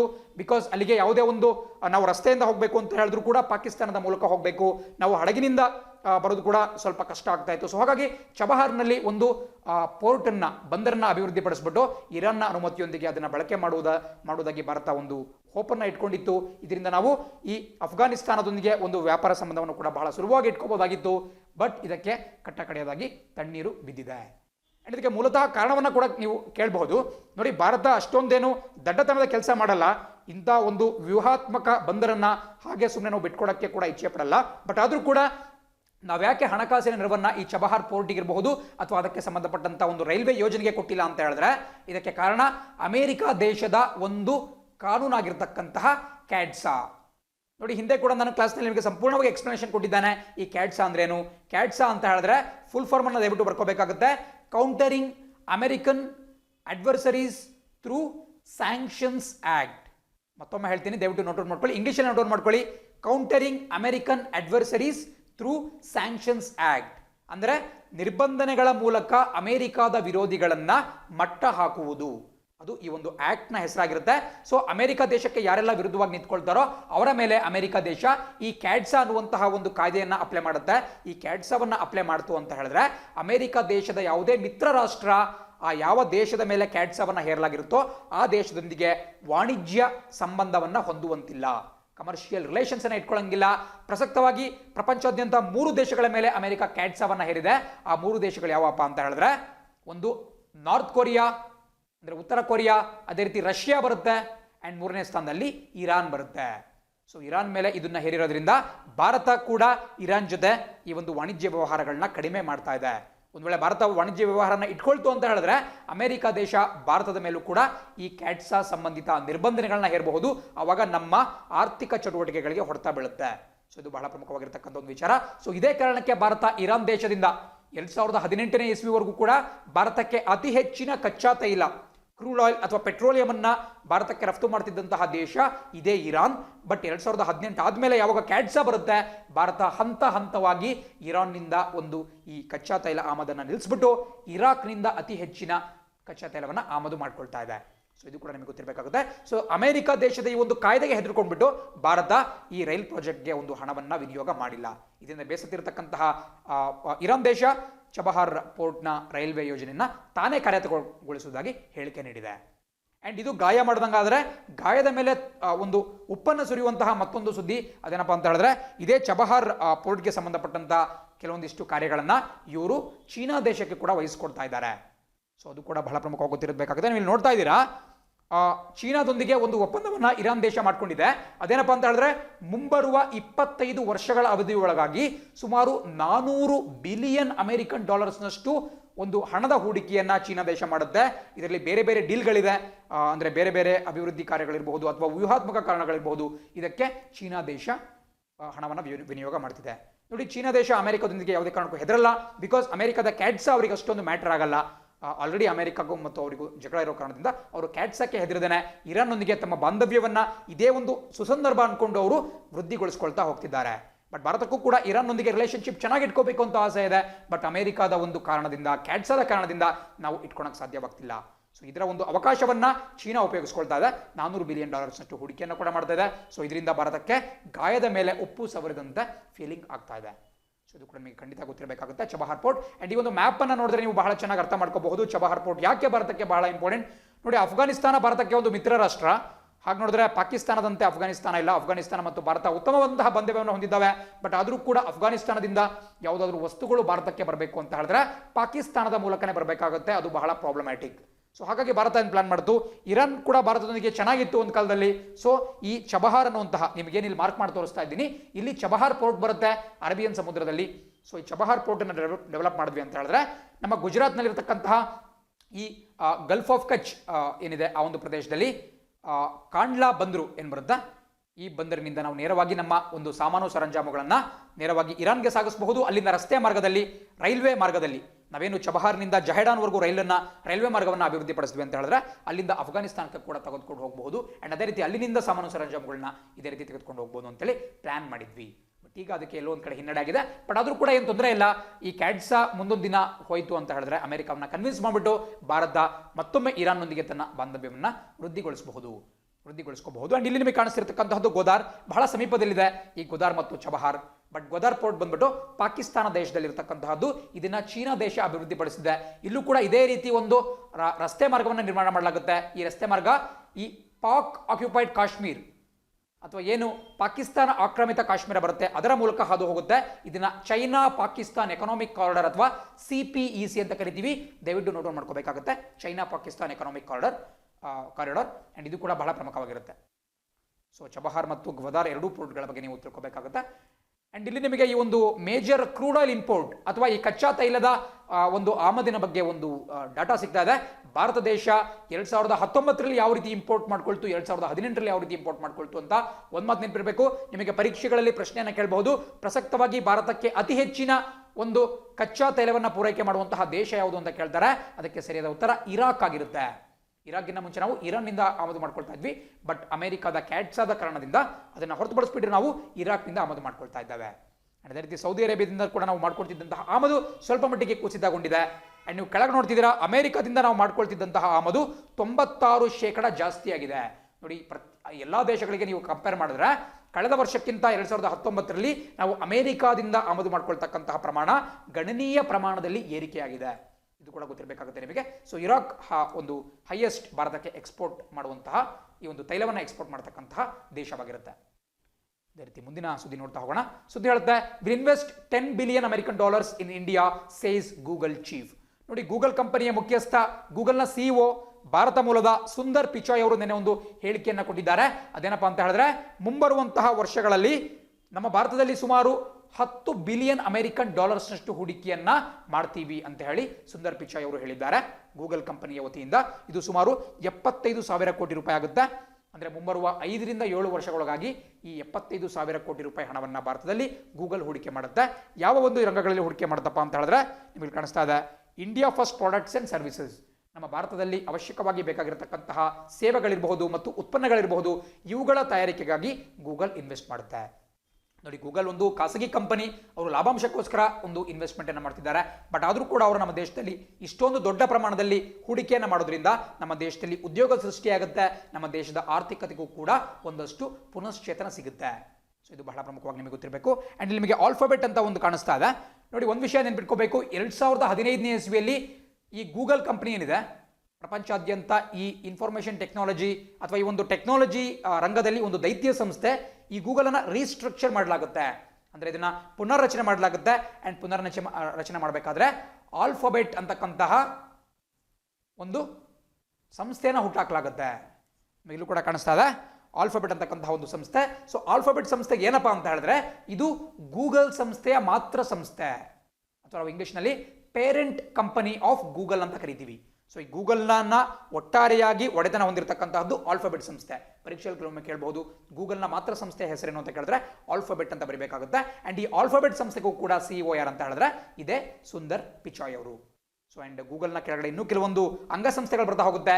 ಸೊ ಗೂಗಲ್ ಇರಬಹುದು, ಅದರ ಅಂಗಸಂಸ್ಥೆಗಳಿರಬಹುದು, ಅವೆಲ್ಲವನ್ನೂ ಕೂಡ ಒಟ್ಟಾರೆಯಾಗಿ ಒಡೆತನ ಹೊಂದಿರತಕ್ಕಂತಹ ಕಂಪನಿ ಆಲ್ಫಾಬೆಟ್. ಸೊ ಇದು ಕೂಡ ಅತ್ಯಂತ ಪ್ರಮುಖವಾಗಿರತಕ್ಕಂತಹದ್ದು. ಸೊ ಕೇಳಬಹುದು ಪರೀಕ್ಷೆಗಳಲ್ಲಿ ಇಂತಹ ಪ್ರಶ್ನೆಗಳನ್ನ ನೋಟ್ ಮಾಡ್ಕೊಳ್ತಾ ಮುಂದಿನ ಸುದ್ದಿ ನೋಡೋಣ. ಸುದ್ದಿ ಹೇಳುತ್ತೆ aircraft carriers to get Indian jets by 2032. ನೋಡಿ, ಏರ್ಕ್ರಾಫ್ಟ್ ಕ್ಯಾರಿಯರ್ ಅಥವಾ ಯುದ್ಧ ವಿಮಾನ ನೌಕೆಗಳ ಬಗ್ಗೆ ಇವತ್ತಿನ ಪತ್ರಿಕೆಯಲ್ಲಿ ಒಂದು ಸುದ್ದಿ ಬಂದಿದೆ. ಇದರ ಕುರಿತಾಗಿ ನಾವು ಡೆಫಿನೆಟ್ಲಿ ಕಲ್ತ್ಕೊಂತ ಹೋಗಬೇಕಾಗುತ್ತೆ. ಬಿಕಾಸ್ ಯಾವುದೇ ಒಂದು ದೇಶ ಒಂದು ಯುದ್ಧದಲ್ಲಿ ಗೆಲ್ಲಬೇಕು ಅಂತ ಹೇಳಿದ್ರೆ ಅದಕ್ಕೆ ಈ ಏರ್ಕ್ರಾಫ್ಟ್ ಕ್ಯಾರಿಯರ್ಸ್ ಬಹಳ ಪ್ರಮುಖವಾದಂತಹ ಪಾತ್ರವನ್ನು ನಿಭಾಯಿಸ್ತವೆ. ನೋಡಿ, ಏರ್ಕ್ರಾಫ್ಟ್ ಕ್ಯಾರಿಯರ್ ಅಂತ ಹೇಳಿದ್ರೆ ಒಂದು ದೇಶದಲ್ಲಿ ಕೇವಲ 1, 2, 3 ಇಷ್ಟೇ ಬೆರಳೆಣಿಕೆಯಷ್ಟು ಏರ್ಕ್ರಾಫ್ಟ್ ಕ್ಯಾರಿಯರ್ ಇರ್ತವೆ. ಬಿಕಾಸ್ ಇದು ಬಹಳ ವೆಚ್ಚದಾಯಕ, ಬಹಳ ದೊಡ್ಡದು ಮತ್ತು ಎಲ್ಲ ದೇಶಗಳ ಬಳಿ ಕೂಡ ಈ ಏರ್ಕ್ರಾಫ್ಟ್ ಕ್ಯಾರಿಯರ್ ಇಲ್ಲ. ನೋಡಿ, ನಿಮಗೆ ಏರ್ಕ್ರಾಫ್ಟ್ ಕ್ಯಾರಿಯರ್ ಅಂದ್ರೆ ಏನು ಅಂತ ಗೊತ್ತಿಲ್ಲ ಅಂದ್ರೆ ನಾನು ಹೇಳ್ಬಿಡ್ತೀನಿ. ಕನ್ನಡದಲ್ಲಿ ಇದನ್ನ ಯುದ್ಧ ವಿಮಾನ ವಾಹಕ ಅಥವಾ ಯುದ್ಧ ವಿಮಾನ ನೌಕೆಗಳು ಅಂತ ಕರೆಯಲಾಗುತ್ತೆ. ಅಂದ್ರೆ ಬೇಸಿಕಲಿ ಒಂದು ಹಡಗಾಗಿರುತ್ತೆ, ಅತ್ಯಂತ ದೊಡ್ಡದಾಗಿರತಕ್ಕಂತಹ ಹಡಗು. ಈ ಹಡಗಿನ ಮೇಲೆಯೇ ವಿಮಾನಗಳನ್ನ ಅಂದ್ರೆ ಈ ಫೈಟರ್ ಏರ್ಕ್ರಾಫ್ಟ್ಸ್ಗಳನ್ನ, ಯುದ್ಧ ವಿಮಾನಗಳನ್ನ ಇಟ್ಕೊಂಡ್ಬಿಟ್ಟು ಇದು ಸಂಚರಿಸುತ್ತೆ. ಫಾರ್ ಎಕ್ಸಾಂಪಲ್, ಭಾರತ ಯಾವುದೋ ಒಂದು ದೇಶದ ಮೇಲೆ ಯುದ್ಧ ಸಾರಿದೆಯಪ್ಪ ಅಂತ ಹೇಳಿದ್ರೆ ನೇರವಾಗಿ ಭಾರತದಿಂದ ಅವರ ಮೇಲೆ ಬಾಂಬ್ ದಾಳಿಯನ್ನು ಮಾಡೋಕ್ಕಾಗಲ್ಲ. ನಾವು ವಿಮಾನಗಳನ್ನ ಇಲ್ಲಿಂದ ತಗೊಂಡು ಹೋಗಬೇಕು ಅಂತ ಹೇಳಿದ್ರೆ ಅವಕ್ಕೆ ಫ್ಯೂಯಲ್ ಹಾಕಿಸ್ಬೇಕಾಗುತ್ತೆ, ಅವಕ್ಕೆ ಇಂಧನವನ್ನು ತುಂಬಿಸಬೇಕಾಗುತ್ತೆ. ಸೊ ಅದು ಸ್ವಲ್ಪ ಕ್ಲಿಷ್ಟಕರವಾಗಿರುತ್ತೆ. ಸೊ ಇಂತಹ ಸಂದರ್ಭದಲ್ಲಿ ಈ ಎಲ್ಲಾ ವ್ಯವಸ್ಥೆಯನ್ನು ಹೊಂದಿರತಕ್ಕಂತಹ ಯುದ್ಧ ವಾಹನ, ಈ ಯುದ್ಧ ನೌಕೆ ವಾಹಕ ಅಂದ್ರೆ ಈ ಏರ್ಕ್ರಾಫ್ಟ್ ಕೆರಿಯರ್ನ ಕೊಡಲಾಗುತ್ತೆ. ಅಂಡ್ ಇದು ಒಟ್ಟಿಗೆ ಒಂದು ಸುಮಾರು 50-60 ವಿಮಾನಗಳನ್ನ ತೆಗೆದುಕೊಂಡು ಹೋಗ್ಬಿಟ್ಟು ಆ ದೇಶದ ಗಡಿಯ ಬಳಿ ತೆಗೆದುಕೊಂಡು ಹೋಗುತ್ತೆ. ಇದರಲ್ಲಿ ಈ ಒಂದು ಇಂಧನವನ್ನ ಫಿಲ್ ಮಾಡತಕ್ಕಂತಹ ವ್ಯವಸ್ಥೆ, ಸಂಪೂರ್ಣ ವ್ಯವಸ್ಥೆ ಇರುತ್ತೆ. ಸೊ ಹಾಗಾಗಿ ಯುದ್ಧದಲ್ಲಿ ಅತ್ಯಂತ ಪ್ರಭಾವಶಾಲಿಯಾಗಿ ಒಂದು ಕಾರ್ಯವನ್ನ ಈ ಯುದ್ಧ ವಾಹಕಗಳು ನಿರ್ವಹಣೆ ಮಾಡ್ತವೆ. ಅಂಡ್ ಭಾರತದಲ್ಲಿ ನೀವು ಗಮನಿಸಬೇಕು, ಪ್ರಸಕ್ತವಾಗಿ ಕಾರ್ಯಾಚರಣೆಯಲ್ಲಿ ಇರತಕ್ಕಂತಹ ಈ ಏರ್ಕ್ರಾಫ್ಟ್ ಕ್ಯಾರಿಯರ್ ಕೇವಲ ಒಂದೇ ಒಂದು. ಅದರ ಹೆಸರು ಖಂಡಿತ ನಿಮಗೆ ಗೊತ್ತಿರಬೇಕಾಗುತ್ತೆ, ಪರೀಕ್ಷೆಯಲ್ಲಿ ಯಾವಾಗ ಬೇಕಾದ್ರೂ ಕೇಳ್ಬೋದು. ಬಿಕಾಸ್ ಈ ಒಂದು ಗೇಮ್ ಚೇಂಜರ್, ಒಂದು ಯುದ್ಧವನ್ನೇ ಗೆಲ್ಲಿಸ್ತಕ್ಕಂತಹ ಸಾಮರ್ಥ್ಯವನ್ನು ಹೊಂದಿರುತ್ತೆ. ಅಂಡ್ ಪ್ರಸಕ್ತವಾಗಿ ಭಾರತದಲ್ಲಿ ಇರತಕ್ಕಂತಹ ಏಕೈಕ ಯುದ್ಧ ವಿಮಾನ ವಾಹಕ ಯಾವುದಪ್ಪ ಅಂತ ಹೇಳಿದ್ರೆ INS ವಿಕ್ರಮಾದಿತ್ಯ. ದಯವಿಟ್ಟು ನೋಟ್ ಮಾಡ್ಕೋಬೇಕಾಗುತ್ತೆ. INS ವಿಕ್ರಮಾದಿತ್ಯ ನಿಮಗೆ ಇಲ್ಲಿ ಕಾಣಿಸ್ತಾ ಇದೆ. ರಷ್ಯನ್ ಒರಿಜಿನ್, ರಷ್ಯಾ ಮೂಲದ ಒಂದು ಯುದ್ಧ ವಿಮಾನ ವಾಹಕ INS Vikramaditya, Indian ನ್ಯಾವಲ್ ship Vikramaditya ಅಂತ ಕರಿಬಹುದು. ಅಂಡ್ ಇದು ಕೂಡ ಹಾಗೆ ನೋಡಿದ್ರೆ ಇದು ಕೇವಲ ಸೆಕೆಂಡ್ ಹ್ಯಾಂಡ್ ಮಾತ್ರ, ಇಂಡಿಯಾನೇ ಇದನ್ನು ಉತ್ಪಾದನೆ ಮಾಡಲಿಲ್ಲ. 1980ರ ದಶಕದಲ್ಲಿ ಇದು ರಷ್ಯಾದ ಒಂದು ನೌಕಾಪಡೆಯಲ್ಲಿ ಸೇವೆಯನ್ನು ಸಲ್ಲಿಸ್ತಾ ಇತ್ತು. ಇದನ್ನ 2013ನೇ ಇಸ್ವಿಯಲ್ಲಿ 2013ನಲ್ಲಿ ಭಾರತೀಯ ನೌಕಾಪಡೆಗೆ ಸೇರ್ಪಡೆ ಮಾಡಲಾಯಿತು. ಇದು ಸೆಕೆಂಡ್ ಹ್ಯಾಂಡ್, ಬಟ್ ಅದರ ಮೂಲ ಹೆಸರು ಗೋರ್ಬ್ಚೋವ್ ಅಂತ ಇತ್ತು. ರಷ್ಯಾದ ಗೋರ್ಬ್ಚೋವ್ ಅಂತ ಒಂದು ಶಿಪ್ ಇದು. ಅದನ್ನ ಹೊಸ ಹೆಸರನ್ನ ಇಟ್ಬಿಟ್ಟು ಮರುನಾಮಕರಣ ಮಾಡಿಬಿಟ್ಟು INS ವಿಕ್ರಮಾದಿತ್ಯ ಅಂತ ಮಾಡಿ ಅದಕ್ಕೆ ರಿಪೇರಿಯನ್ನು ಮಾಡಿಬಿಟ್ಟು ಭಾರತ ಈಗ ಬಳಕೆ ಮಾಡ್ಕೊಳ್ತಾ ಇದೆ. ಭಾರತದಲ್ಲಿ ಅಸ್ತಿತ್ವದಲ್ಲಿರತಕ್ಕಂತಹ ಏಕೈಕ ಏರ್ಕ್ರಾಫ್ಟ್ ಕ್ಯಾರಿಯರ್ ಅಂದ್ರೆ INS ವಿಕ್ರಮಾದಿತ್ಯ. ಅದು ಬಹಳ ಪ್ರಮುಖವಾಗಿ ಗೊತ್ತಿರಬೇಕಾಗುತ್ತೆ. ಅಂಡ್ ಮತ್ತೊಂದು ಹೊಸದು ನಮ್ಮ ದೇಶದಲ್ಲಿ ಬರ್ತಾ ಇದೆ. ಇದನ್ನು ನಮ್ಮ ದೇಶದಲ್ಲೇ ನಿರ್ಮಾಣ ಮಾಡಲಾಗ್ತಾ ಇದೆ. ಹಾಗೆ ನೋಡಿದ್ರೆ ನಮ್ಮ ದೇಶ ಇದುವರೆಗೂ ಕೂಡ ಹೊಂದಿದ್ದಂತಹ ಯುದ್ಧ ವಿಮಾನ ವಾಹಕಗಳು ಬೇರೆ ದೇಶದಿಂದ ಖರೀದಿ ಮಾಡಿದಂತಹವು ಅಥವಾ ಸೆಕೆಂಡ್ ಹ್ಯಾಂಡ್. ಬಟ್ ಈ INS ವಿಕ್ರಾಂತ್ ಅನ್ನುವಂತಹ ಹೊಸ ಒಂದು ವಾಹಕವನ್ನು ನಾವು ಉತ್ಪಾದನೆ ಮಾಡ್ತಾ ಇದ್ದೇವೆ. ಇದನ್ನು ಸಂಪೂರ್ಣವಾಗಿ ಹೊಸದಾಗಿ ಸ್ವದೇಶಿಯಾಗಿ ನಿರ್ಮಾಣವನ್ನು ಮಾಡ್ತಿದ್ದೇವೆ. ಇದು 2022ರ ಒಳಗಾಗಿ ನಮ್ಮ ಸೇವೆಗೆ ಜಾಯ್ನ್ ಆಗುವಂತಹ ಸಾಧ್ಯತೆ ಇರುತ್ತೆ. ಇದರ ಹೆಸರು ಕೂಡ ಬಹಳ ಇಂಪಾರ್ಟೆಂಟ್, INS ವಿಕ್ರಾಂತ್. ಇದನ್ನು ಕೂಡ ನೋಟ್ ಮಾಡ್ಕೊಳ್ಳೇಬೇಕಾಗುತ್ತೆ. ಅಂಡ್ INS ವಿಕ್ರಾಂತ್ ಅಂತ ನಮ್ಮ ಭಾರತೀಯ ನೌಕಾಪಡೆಯಲ್ಲಿ ಬಹಳ ಹಿಂದೆ ಮತ್ತೊಂದು ಯುದ್ಧ ವಿಮಾನ ವಾಹಕ ಇತ್ತು, ಅದು ಕೂಡ ಒಂದು ಏರ್ಕ್ರಾಫ್ಟ್ ಕ್ಯಾರಿಯರ್. ಬಟ್ ಅದಾದಮೇಲೆ ಅದನ್ನು 2013 ಸಂದರ್ಭದಲ್ಲಿ ಅದನ್ನು ಒಂದು ನಾಶ ಮಾಡಬೇಕು ಅಂತ ಕೂಡ ಒಂದು ಆದೇಶ ಹೊರಗೆ ಬಿತ್ತು. ಬಿಕಾಸ್ ಅದನ್ನು ಒಂದು ಮ್ಯೂಸಿಯಂ ಆಗಿ ಕನ್ವರ್ಟ್ ಮಾಡಲಾಗಿತ್ತು. ಆ ಮ್ಯೂಸಿಯಮನ್ನು ಹ್ಯಾಂಡಲ್ ಮಾಡೋದು ನಮ್ಮ ನೌಕಾಪಡೆಗೆ ಬಹಳಷ್ಟು ವೆಚ್ಚದಾಯಕವಾದಂತಹ ಕೆಲಸ. ಸೊ 2013 ಸಂದರ್ಭದಲ್ಲಿ ಅದನ್ನು ಒಡೆದು ಹಾಕಲಾಗುತ್ತೆ. ನೀವೆಲ್ಲ ಗಮನಿಸಿರಬಹುದು, ಬಜಾಜ್ ಕಂಪನಿಯ ಬೈಕ್ಗಳನ್ನ ನೀವು ನೋಡಿದರೆ ಬಜಾಜ್ನ ಒಂದು ವಿಕ್ರಾಂತ್ ಅಂತ ಬೈಕ್ ಸಿಗುತ್ತೆ, ಬಹಳ ಒಂದು ಫೇಮಸ್ ಆಗಿರತಕ್ಕಂತಹ ಒಂದು ಬೈಕ್. ಈ ಬಜಾಜ್ನ ವಿಕ್ರಾಂತ್ ಬೈಕ್ ಏನಿದೆ, ಆ ಒಂದು ಬೈಕ್ನ ಒಂದು ಮ್ಯಾನುಫ್ಯಾಕ್ಚರ್ ಮಾಡಬೇಕಾದ್ರೆ, ಉತ್ಪಾದನೆ ಮಾಡಬೇಕಾದ್ರೆ ಈ INS ವಿಕ್ರಾಂತ್ ಅಂತಕ್ಕಂತಹ ಒಂದು ಹಳೆಯ ನಮ್ಮ ಭಾರತದ ಯುದ್ಧ ವಿಮಾನ ವಾಹಕ ಏನಿತ್ತು ಅದರ ಒಂದು ಲೋಹವನ್ನು, ಅದರ ಒಂದು ಮೆಟಲನ್ನು ಬಳಸಲಾಗಿದೆ. ಸೊ ನೀವು ಕೂಡ ಅಡ್ವರ್ಟೈಸ್ಮೆಂಟ್ಸನ್ನು ನೋಡಿರ್ಬೋದು, ಭಾಳ ಹಿಂದೆ ಒಂದು ಅಡ್ವರ್ಟೈಸ್ಮೆಂಟ್ ಬರ್ತಾ ಇತ್ತು ಈ ಬಜಾಜ್ ವಿಕ್ರಾಂತ್ ಬೈಕ್ಗಳಲ್ಲಿ. ಸೊ ಅದರಲ್ಲಿ INS ವಿಕ್ರಾಂತ್ನ ಒಂದು ಬಿಡಿ ಭಾಗಗಳನ್ನು ಬಳಸಲಾಗಿದೆ. ಅದು ಹಳೆಯ INS ವಿಕ್ರಾಂತ್, ಬಟ್ ಈಗ ಹೊಸದಾಗಿ ಅದೇ ಹೆಸರಲ್ಲಿ INS ವಿಕ್ರಾಂತ್ ಅಂತಲೇ ಮತ್ತೊಂದು ಏರ್ಕ್ರಾಫ್ಟ್ ಕ್ಯಾರಿಯರ್ನ ನಿರ್ಮಾಣ ಮಾಡಲಾಗ್ತಾ ಇದೆ. ಅದು ಕೂಡ ನಿಮಗೆ ಗೊತ್ತಿರಬೇಕಾಗುತ್ತೆ. ಆ್ಯಂಡ್ ಅದೇ ರೀತಿ 2015ನೇ ಇಸ್ವಿಯಲ್ಲಿ INS ವಿರಾಟ್ ಅಂತ ಮತ್ತೊಂದು ಭಾರತದ ಒಂದು ಯುದ್ಧ ವಿಮಾನ ವಾಹಕವನ್ನು ಸೇವೆಯಿಂದ ಹಿಂಪಡೆಯಲಾಯಿತು. ಅದು ಬಹಳ ಹಳೆಯ ಒಂದು ಯುದ್ಧ ವಿಮಾನ ವಾಹಕ ಆಗಿತ್ತು, ಅದನ್ನು ಕೂಡ ಹಿಂಪಡೆಯಲಾಯಿತು. ಸೊ ನಿಮಗೆ INS ವಿಕ್ರಮಾದಿತ್ಯ ಇರಬಹುದು, INS ವಿಕ್ರಾಂತ್ ಇರಬಹುದು, INS ವಿರಾಟ್ ಇರಬಹುದು, ಹೀಗೆ ನಮ್ಮ ಭಾರತದ ಯುದ್ಧ ವಿಮಾನ ವಾಹಕಗಳು ಬಹಳ ಚೆನ್ನಾಗಿ ಗೊತ್ತಿರಬೇಕಾಗುತ್ತೆ. ಸೊ ಪರೀಕ್ಷೆಯಲ್ಲಿ ಖಂಡಿತ ಪ್ರಶ್ನೆಯನ್ನು ಕೇಳಬಹುದು, ನೋಟ್ ಡೌನ್ ಮಾಡ್ಕೊಳ್ಳಿ ಇವೆಲ್ಲ ಹೆಸರನ್ನ. ಬಟ್ ಮತ್ತೊಂದು ಪ್ರಮುಖ ಒಂದು ಅಂಶ ಏನಪ್ಪ ಅಂತ ಹೇಳಿದ್ರೆ, ಈ ಏರ್ಕ್ರಾಫ್ಟ್ ಇವತ್ತಿನ ಸುದ್ದಿ ಏನಪ್ಪ ಅಂತ ಹೇಳಿದ್ರೆ, ಈ ಏರ್ಕ್ರಾಫ್ಟ್ ಕ್ಯಾರಿಯರ್ ಅಂತ ಹೇಳಿದ್ರೆ ಅದರಲ್ಲಿ ನಾವು ವಿಮಾನಗಳನ್ನು ಇಟ್ಟು ಸಂಚಾರ ಮಾಡಬೇಕಾಗುತ್ತೆ. ಬಟ್ ಪ್ರಸಕ್ತವಾಗಿ ನಮ್ಮ ಭಾರತೀಯ ವಾಯುಪಡೆಯಲ್ಲಿ ಕೇವಲ 45 ಯುದ್ಧ ವಿಮಾನಗಳಿದ್ದಾವೆ, 45 ಏರ್ಕ್ರಾಫ್ಟ್ಸ್ ಮಾತ್ರ. ಸೊ ಹಾಗಾಗಿ ಇನ್ನೊಂದು ಹೊಸ ಸದ್ಯ ಇರುವಂತಹ ವಿಕ್ರಮಾದಿತ್ಯದಲ್ಲೇ ನಮಗೆ ಸಾಕಷ್ಟು ಸಂಖ್ಯೆಯ ಒಂದು ವಿಮಾನಗಳಿಲ್ಲ. ಸೊ ಮತ್ತೊಂದು ನಮಗೆ ವಿಕ್ರಾಂತ್ ಬಂತು ಅಂತ ಹೇಳಿದ್ರೆ ಅದರ ಮೇಲೆ ನಾವು ಸಂಚರಿಸಲಿಕ್ಕೆ ಮತ್ತೊಂದಷ್ಟು ಈ ಒಂದು ವಿಮಾನಗಳು ಬೇಕಾಗ್ತವೆ. ಸೊ ಹಾಗಾಗಿ ಭಾರತೀಯ ನೌಕಾಪಡೆ 57 ವಿಮಾನಗಳಿಗೆ ಒಂದು ಆರ್ಡರನ್ನು ಕೊಟ್ಟಿತ್ತು. ಬಟ್ ಈಗ ನಮ್ಮ ಭಾರತ ಏನು ಥಿಂಕ್ ಮಾಡ್ತಿದೆ ಅಂತ ಹೇಳಿದ್ರೆ, ನಮ್ಮ ಭಾರತದಲ್ಲೇ ನಿರ್ಮಾಣವಾದಂತಹ ಈ ಜೆಟ್ಸನ್ನು, ಫೈಟರ್ ಜೆಟ್ಸ್ಗಳನ್ನು 2032 ಒಳಗಾಗಿ ನಾವು ಇನ್ಕ್ಲೂಡ್ ಮಾಡ್ಕೊಳ್ತೀವಿ ಅಂತ ಹೇಳ್ತಿದ್ದಾರೆ. ಇದಕ್ಕೂ ರಷ್ಯಾ ದೇಶದ MiG-29ಗಳನ್ನ ಖರೀದಿ ಮಾಡ್ತೀನಿ ಅಂತ ಹೇಳ್ತಾ ಇದ್ರು. ಬಟ್ ಈಗ ಅವನ್ನ ಕಡಿಮೆ ಪ್ರಮಾಣದಲ್ಲಿ ಖರೀದಿ ಮಾಡಿಬಿಟ್ಟು ಉಳಿದಿರತಕ್ಕಂತಹ ವಿಮಾನಗಳನ್ನು ಸ್ವದೇಶಿಯಾಗಿ ನಿರ್ಮಾಣ ಮಾಡಲಿಕ್ಕೆ ಪ್ರಯತ್ನವನ್ನು ಕೂಡ ಪಡ್ತಾ ಇದ್ದಾರೆ. ಸೊ ಇದು ಒಂದು ಚಿಕ್ಕ ನ್ಯೂಸ್, ಬಟ್ ಇಂಪಾರ್ಟೆಂಟ್ ನ್ಯೂಸ್ ಆಗಿರತಕ್ಕಂತಹದ್ದು ಭಾರತದ ಯುದ್ಧ ವಿಮಾನ ವಾಹಕಗಳ ಕುರಿತಾಗಿರತಕ್ಕಂತಹ ಒಂದು ನಾಲೆಡ್ಜ್. ಮುಂದಿನ ಸುದ್ದಿ ನೋಡ್ತಾ ಹೋಗೋಣ. ಸುದ್ದಿ ಹೇಳುತ್ತೆ, retail inflation at 6.09% in June, food prices ease. ನೋಡಿ, ಇದು ಇನ್ಫ್ಲೇಷನ್ಗೆ ಕುರಿತಾದಂತಹ ಒಂದು ಸುದ್ದಿ. ಇನ್ಫ್ಲೇಷನ್ ಅಥವಾ ನಾವು ಕನ್ನಡದಲ್ಲಿ ಹಣದುಬ್ಬರ ಅಂತ ಕರಿತೀವಿ.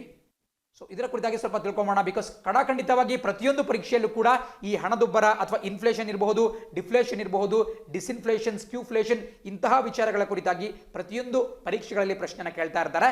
ಎಕನಾಮಿಕ್ಸ್ನಲ್ಲಿ ಬಹಳ ಬಹಳ ಪ್ರಮುಖವಾಗಿರತಕ್ಕಂತಹ ಒಂದು ಕಾನ್ಸೆಪ್ಟ್. ಸೊ ಇದ್ರ ಬಗ್ಗೆ ಸ್ವಲ್ಪ ಡೀಟೇಲ್ಸ್ ಇವತ್ತಿನ ಒಂದು ಆರ್ಟಿಕಲ್ನಲ್ಲಿ ತಿಳ್ಕೊಳ್ತಾ ಹೋಗೋಣ. ಸುದ್ದಿ ಏನು ಹೇಳುತ್ತಪ್ಪ ಅಂತ ಹೇಳಿದ್ರೆ, ನಮ್ಮ ದೇಶದಲ್ಲಿ ರಿಟೇಲ್ ಇನ್ಫ್ಲೇಷನ್ 6% ಇದೆ ಈ ಜೂನ್ ತಿಂಗಳಿನಲ್ಲಿ. ಸೊ ಇಲ್ಲಿ ನಮಗೆ ಬೇರೆ ಬೇರೆ ರೀತಿಯಾದಂತಹ ಪ್ರಶ್ನೆಗಳು ಉಂಟಾಗ್ತವೆ. ನಮ್ಮ ದೇಶದಲ್ಲಿ ಯಾವ್ಯಾವ ರೀತಿಯಲ್ಲಿ ಇನ್ಫ್ಲೇಷನ್ ಅನ್ನ ಅಳತೆ ಮಾಡಬಹುದು, ಮೆಜರ್ ಮಾಡಬಹುದು. ಇಲ್ಲಿ ರಿಟೇಲ್ ಇನ್ಫ್ಲೇಷನ್ ಕೊಟ್ಟಿದ್ದಾರೆ, ಬಟ್ ಎಷ್ಟು ಟೈಪ್ಸ್ ಅಲ್ಲಿ ನಾವು ಇದನ್ನ ಅಳತೆ ಮಾಡಬಹುದು ಅಂತ ಒಂದು ಪ್ರಶ್ನೆ ಬರುತ್ತೆ. ಯಾವಾಗಲೂ ಕೂಡ ನಿಮಗೆ ನೆನಪಿರಬೇಕು, ಈ ಹಣದುಬ್ಬರದಲ್ಲಿ 2 ರೀತಿಯಾದ ಹಣದುಬ್ಬರಗಳು ಇರ್ತವೆ. ಒಂದು ಹೋಲ್ಸೇಲ್ ಇನ್ಫ್ಲೇಷನ್, ಮತ್ತೊಂದು ರಿಟೇಲ್ ಇನ್ಫ್ಲೇಷನ್. ಇದನ್ನ ಯಾವಾಗಲೂ ಕೂಡ WPI ನಲ್ಲಿ ಮೆಜರ್ ಮಾಡಲಾಗುತ್ತೆ. ಇದನ್ನ ಯಾವಾಗಲೂ ಕೂಡ ಕನ್ಸ್ಯೂಮರ್ ಪ್ರೈಸ್ ಇಂಡೆಕ್ಸ್ ಮೂಲಕ ಮೆಜರ್ ಮಾಡಲಾಗುತ್ತೆ. ಸೊ ಖಂಡಿತ ನಿಮಗೆ ಪರೀಕ್ಷೆಯಲ್ಲಿ ಕೇಳಬಹುದು WPI ಅಂದ್ರೇನು, CPI ಅಂದ್ರೇನು. ನೋಡಿ, ಇಂಗ್ಲಿಷಲ್ಲಿ ಅದನ್ನ ಹೋಲ್ಸೇಲ್ ಪ್ರೈಸ್ ಇಂಡೆಕ್ಸ್ ಅಂತ ಕರೆಯಲಾಗುತ್ತೆ, ಇದನ್ನ ಕನ್ಸ್ಯೂಮರ್ ಪ್ರೈಸ್ ಇಂಡೆಕ್ಸ್ ಅಂತ ಕರೆಯಲಾಗುತ್ತೆ. ಕನ್ನಡದಲ್ಲಿ ಹೇಳಿದೆ ಅಂದ್ರೆ ನಿಮಗೆ ಬಹಳ ಸುಲಭವಾಗಿ ಅರ್ಥ ಆಗಬಹುದು.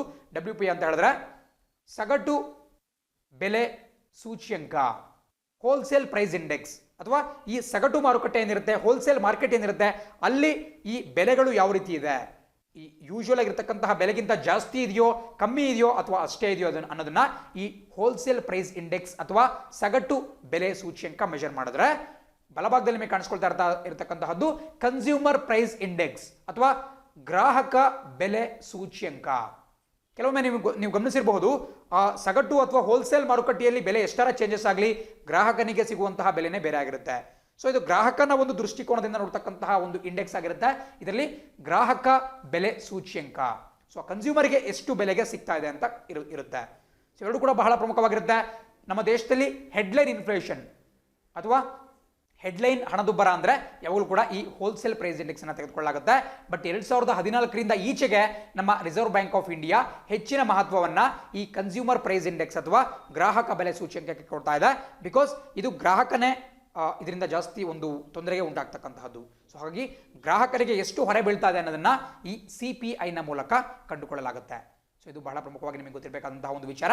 ಅಂಡ್ ಮತ್ತೊಂದು ಪ್ರಶ್ನೆ ಏನು ಉಂಟಾಗಬಹುದಪ್ಪ ಅಂತ ಹೇಳಿದ್ರೆ, ನೋಡಿ ಈ ಇನ್ಫ್ಲೇಷನ್ ಅಥವಾ ಹಣದುಬ್ಬರವನ್ನ ಯಾರು ಮೆಜರ್ ಮಾಡ್ತಾರೆ?